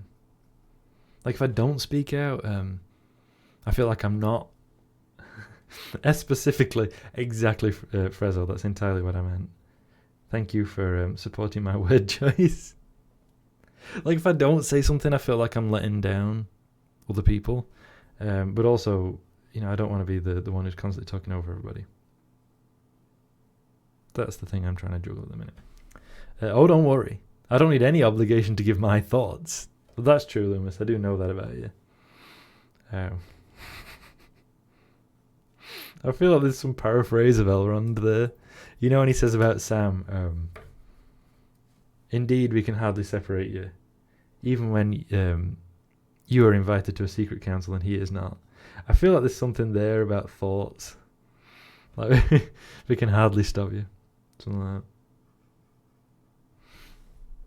that. In the case of the Wizard game, they knew going in what they were making, so even if the people involved had shown support, I would not have rated it. Yeah, I remember having a discussion about that with somebody, and I actually cited your thoughts, Loomis, that like they knew what they were doing when they went in. But I do have a certain, I can also understand like people kind of needing the money or whatever, but it still feels really gross, and I don't want to like stand in support of them. And Frezzo said, ZeniMax is a company under capitalism. So yeah, at the end of the day, they do promote fascists and fascism, but you know what I mean? Yeah, they're not like specifically kind of promoting that kind of thinking. Nor are they sort of saying, if you buy Starfield, you're supporting transphobia, like it's an explicit thing. But absolutely, I'm going to rely on Loomis's thoughts because, you know, Loomis will give us their thoughts, whether we want them or not, whether they're prompted or not. So.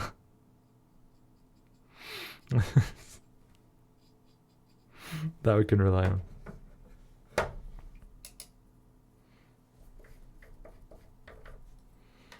Hold on, I need to stretch a minute. Ah! Oh, grief. Oh. Honestly, my bum's gone numb. That's better. That's better, isn't it? Oh. But yeah, I can understand anyone having complicated feelings on it. I do think it's good if Starfield is giving you those. So I just have your eyes crying and then a bum. You know, true story, when I had my tattoo, the worst pain I had of it was after so many hours, my bum went really numb. Because like, you just sat, right? Like, you sat kind of like in a reclined chair with your arm like on a rest. So my tattooist was like getting all around it. You know, and she's like moving herself heavily around, you know, talking away all the while. And I'm just sat like that for 8 hours. I mean, there was a break like halfway through for an hour. So it's like 4 on, break for, I think it was actually 3/4 of an hour, and then 4 more kind of thing. But yeah, by the end of it, I just want to get up and walk around. Like, my bum's gone so numb, it's really painful.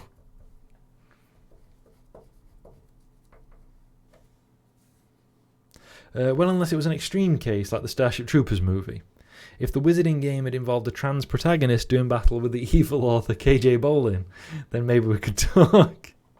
Yeah, I can see that. It's like a subversion then, isn't it? Like, well, you said the Starship Troopers film, which I really like. As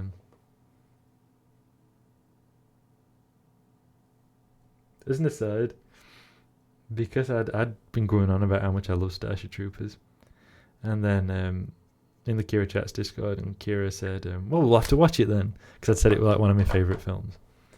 And at the end of it, I said a certain character, I'll not say the name because it's spoilers, but I was like, such a body deserved better, you know, which is a bit of a meme that you get with the film. And Kira said, no, they didn't. I was like, no, they didn't, that's true. But I just liked him, that's all. But yeah, I really like the Starship Troopers film. I think it's a brilliant, I say like a subversion of the original text, and making it, like a lot of people hate it because it's not the original Starship Troopers, but I'd much rather it be this satire on that society. And I think it's clever to present it as like a nice looking society, so that people, you know, if you just make it a grim dystopia, it's easier to discard, which is what Paul Verhoeven actually said, of course. That if you'd made it the dystopia that you like really should have done, people would just ignore the actual messaging because, oh, it's just an extreme case.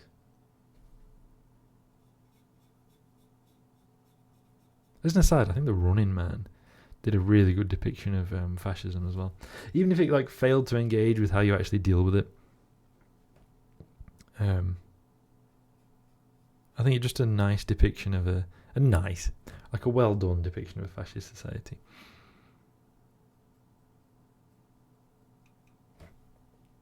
It's certainly not nice.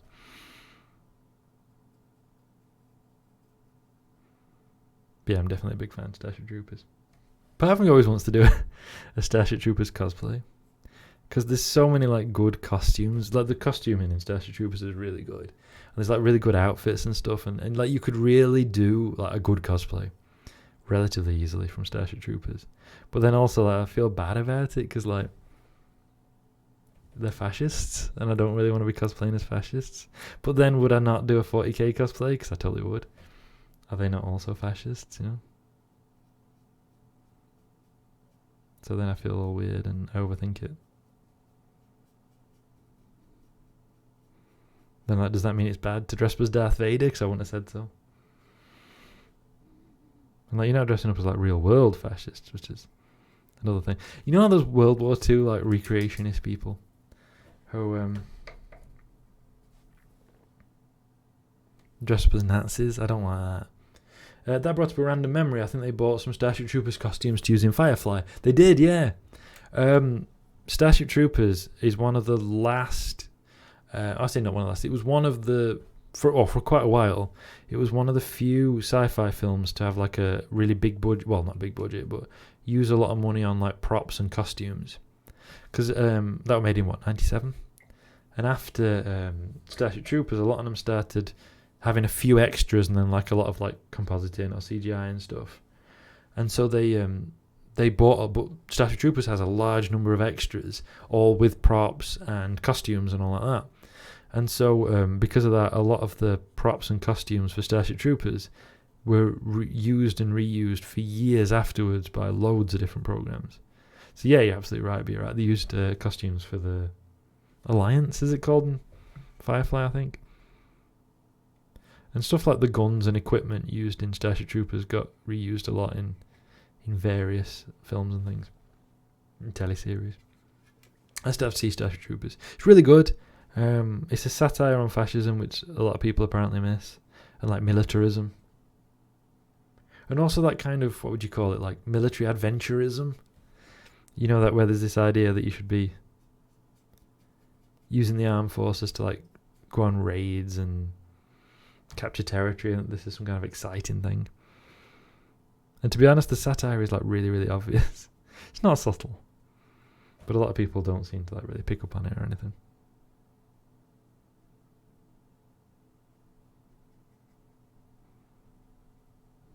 Like I've even seen people online talking about how they saw Starship Troopers as like a teenager and it inspired him to like join the US Army or whatever.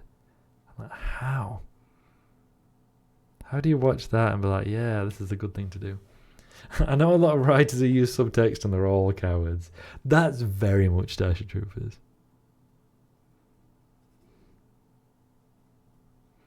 Like you just look at the uniforms that the Federation wear and it's pretty obvious. Thinking of costuming though, one thing I do really like about the film is they have different like variations on the uniforms for different purposes within the military setting, and that's really good because that's accurate and it adds a feeling of realism to the film, I think. Would you like to know more?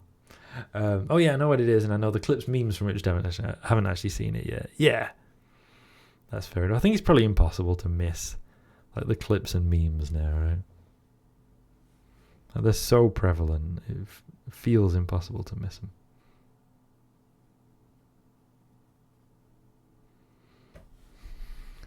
Exactly, Cassie. That's the one I was thinking of. Well done, son. The mobile infantry made me the man I am today. Cuts to prosthetic hand and missing leg. Yes. That cut is just such a overt but brilliant like way of going. Like making it overt that's what it causes. That's what it does. And like the character even looks alarmed at that, or does like a kind of face, and then never seems to think about it again. And I think that's a nice little point as well. I think he even welcomed Rico to the meat grinder. I think he might do, actually. I know there's the bit in... This is technically spoilers, so... I'll give a thumbs up when I've done saying this. From the second film. There's a bit in the second film where a baby is... One of the characters has a baby. And then a soldier... Like, she's like proudly got this baby walking around. And a soldier like looks down, kind of smiles at the baby and says, "More meat for the grinder." Like... Oh... And there you go. I've done spoiling Starship Troopers 2, but yeah, very of it. I think he does. Yeah, certainly people do. I think I'm sure he welcomes Rico to the meat grinder, and significant portions of it are literally in-universe propaganda videos. I just don't understand how you can miss the satire. Yeah, absolutely, Cassie. Like how people see that and go, yeah, I don't know. But then again, I'm also heavily involved in the 40k fandom, and yes, like. It's less clear than Starship Troopers. It's not as obvious, and as Loomis has pointed out, they kind of big up the Space Marines a lot.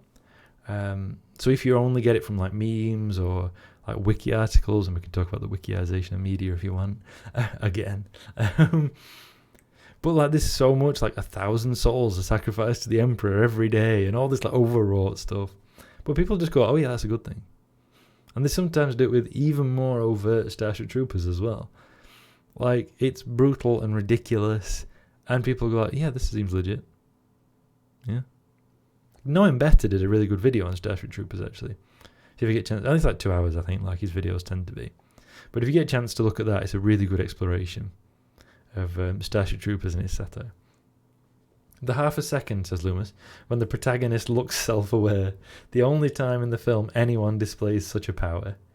yeah, that moment where Rico goes, when he sees the injured bloke, it's the only time in the film any of them are actually self-aware enough. It's kind of fantastic, really. One of the scariest things about fascism is how fascism absolutely warps your mind and makes things like that seem perfectly reasonable. Yeah, I agree with that. It's that, because we're kind of like seeing it with the UK as well at the minute, where a lot of the ideas are being pushed by the press, and I'm seeing, like at work and stuff, people accepting them in real time. Like, seeing people's views change because of what they're reading in the press, and stuff that they would have regarded as wrong or bizarre or whatever before, they're sort of acclimating to and being like, oh, I guess that is alright or whatever, and it's horrible to see it. MI does the dying, Fleet just does the flying. Yeah, exactly, says Rico bitterly.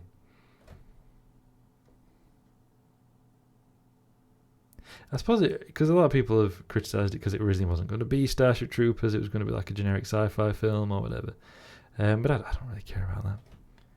And I like how it almost echoes something like All Quiet on the Western Front. Which takes like new recruits who are all exuberant and inexperienced and happy and exuberant about the war. And over the course of it, get ground down, even as they become veterans and like know all the tricks. They also become ground down and somewhat disillusioned. I've never seen the 1930s film or whatever of All Quiet, but apparently that is really good. Partly because like all the extras were actual like German soldiers from the First World War, so they'd got a lot of experience in like making it look real, and they got them to like dig the trenches and stuff and like lay the barbed wire as they had done in the war. So that details. But I have seen a play of it, and I still remember seeing that play at a theatre somewhere. We'd gone on like a sixth form trip, and I remember at the end of it just going, like I remember it hitting me like that. And in a way, Starship Troopers is a triumphant version of that. Like, we see them become, in some ways, disillusioned as they gain more experience.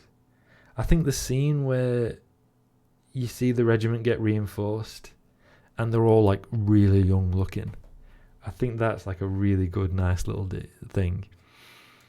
And this like 20-year-old fella says, "Where did all these kids come from?" And like, he's 20. Like he's like, I'm sure he's like 20 at that point. And he refers to the new recruits as kids. Like, very good at depicting a thing where people are, who are all these kids? That's it, yeah. Like, he's 20. He's not an old man.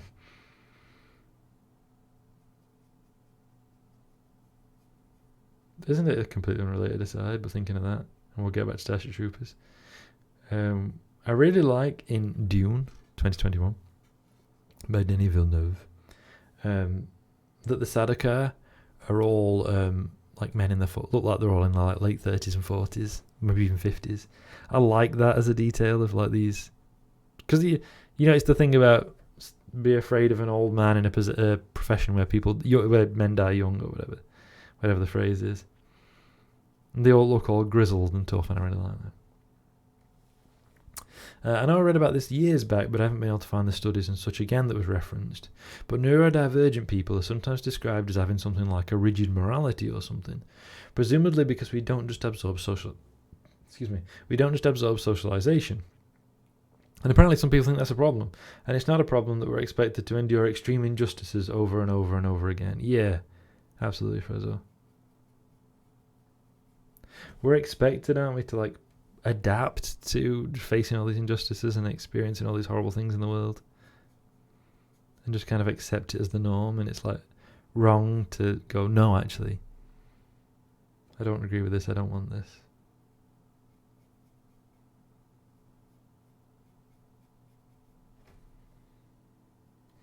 But instead, and you do see that willingness to adapt by, I'm not saying it's just neurotypical people, I don't know. But that always spooks me when you see people out, they can just be quite willing to just be like, well, I guess this is wrong now. Or I guess this is right now. And it's unsettling. You can see how fascism and similar things like gain a hold. Genuinely quite horrible. I always remember, and I can't remember what program it was. Was it World at War or The Nazis: A Warning from History? One of these like really detailed like documentaries on the Nazis. And there was this old German bloke. He must have been I think he was in his 80s. I think he was in his 80s. And he got talking about the time he'd seen Hitler. Like, I don't know if they asked him about it or how it came about, but he's talking about this time he saw Hitler. And he talks about how Hitler was like on a motorcade or whatever, was going past.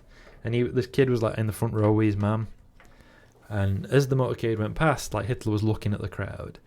And as this old bloke's talking about it, he did this sort of distant look, you know. And he talked about how at that moment Hitler turned and like looked into my eyes, but he looked into me and through me.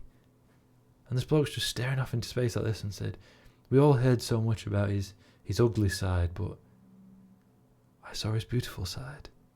And that's like decades later, knowing everything that the Nazis did, and that bloke is still going all rapturous about the time he met Hitler or saw Hitler. And I found that so like chilling, that you can know everything that we know and still kind of go about Hitler. Like that was spooky. Like I know the fella were a kid at the time, but still that really spooked me. I've never forgotten that. Like I saw it years ago and I've never forgotten it because it spooked me somewhat fierce. Oh, I missed that bit, I know.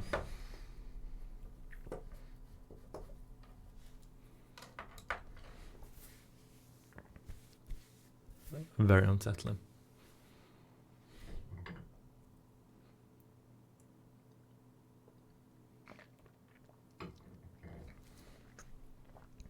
Well, let me check this is.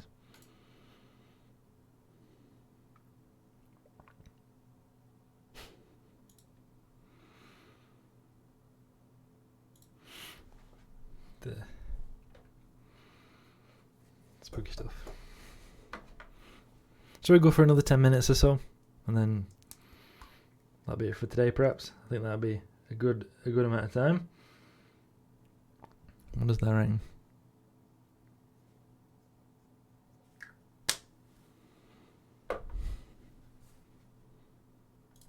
I think that could be quite fun.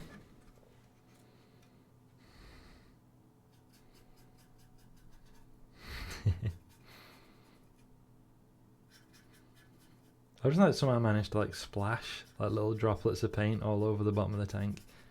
So I'm now trying to cover up. I assume it's when I was painting the I assume it's when I painted the tracks and I've like that and it's just splashed everything everywhere. You've got to go until Red Planet starts. That's true. I've got to stream for another week. But there's no Red Planet today. So I've just got to keep going until there is one. That's how we do it. Like, I stream until Red Planet starts, and that's what I've got to do. You've got me. I have to like sleep on stream and everything. Just like work stream, like just leave my stream running while I'm while I'm like just doing my work. Like, you know, got music on it background. Work from home. Okay, that's actually kind of fun. Like people do those like study streams, don't they? And they always look quite fun. It's like I'm studying, like come study with me and stuff like that. Those kind of like live streams are surprisingly fun. We're getting a whole army painted this stream. Just keep going forever.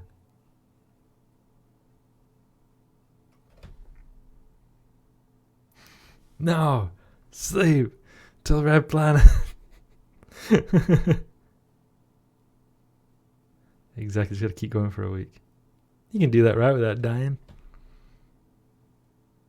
Wouldn't recommend it, mind you.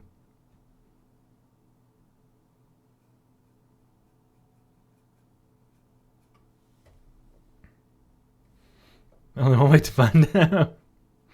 I don't know. I read that creepypasta about the Russian sleep experiment. I know it's like completely made up, but a lot of people don't, and they believe it. So that seems, And really, if people believe it, even if it's not true, I think that says a lot about society.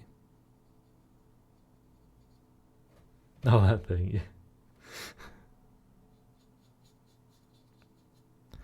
I read like some article the other day that was somebody like really riled up about something that hadn't happened, but they were saying, imagine if it had happened.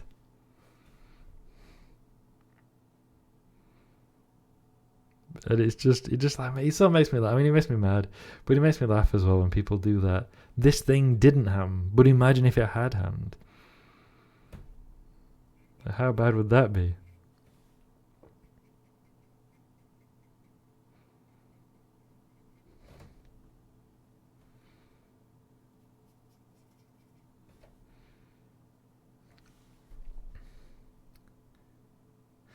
It is certainly, in theory, possible to not die if you go without sleep for a week.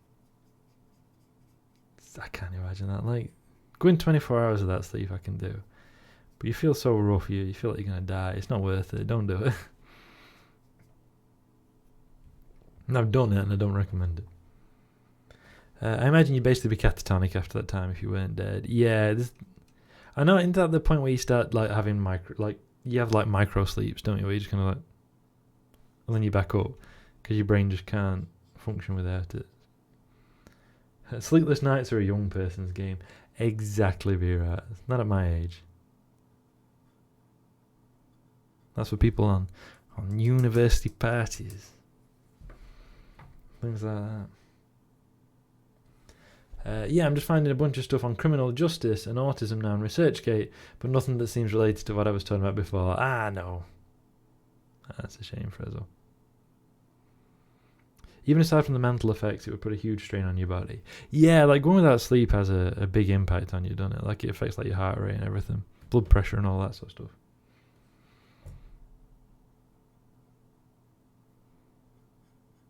Like it does not do you any good. You could say it's no good, as we say in the north. It's no good.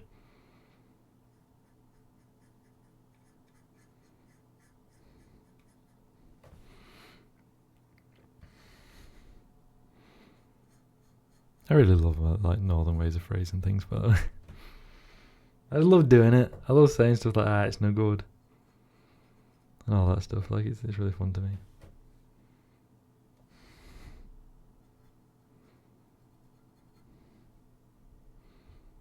Fun fact, hibernating creatures come out of hibernation every couple of days to sleep for a few hours. Okay, I didn't know that. That's remarkable. Sleep is such a bizarre thing. Like, what's going on there?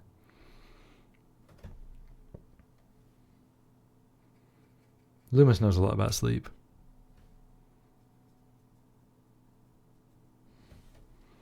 I thought hibernation was a big sleep. Me too. Honestly, I did as well. I thought it was just like, maybe it's is it a bit more like anesthesia? Oh, sorry, I just hit my mic. Is it more like anesthesia, where like you're out but you're not actually asleep? Because that's kind of like anesthetics, isn't it? Yeah.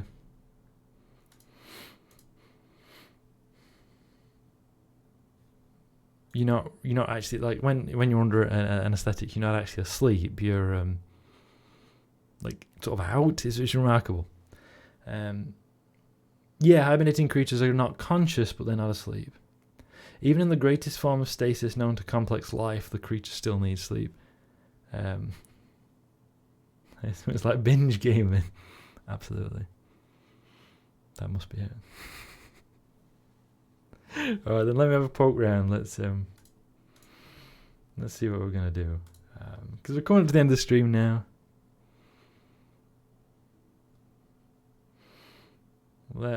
I don't know what she's doing today, but I think I know what we're gonna raid. So we'll get ready to wind up and then we'll do that. There are processes a brain needs to go through to count as sleep, and a hibernating creature is too deep in unconsciousness to undergo those processes. That's fascinating.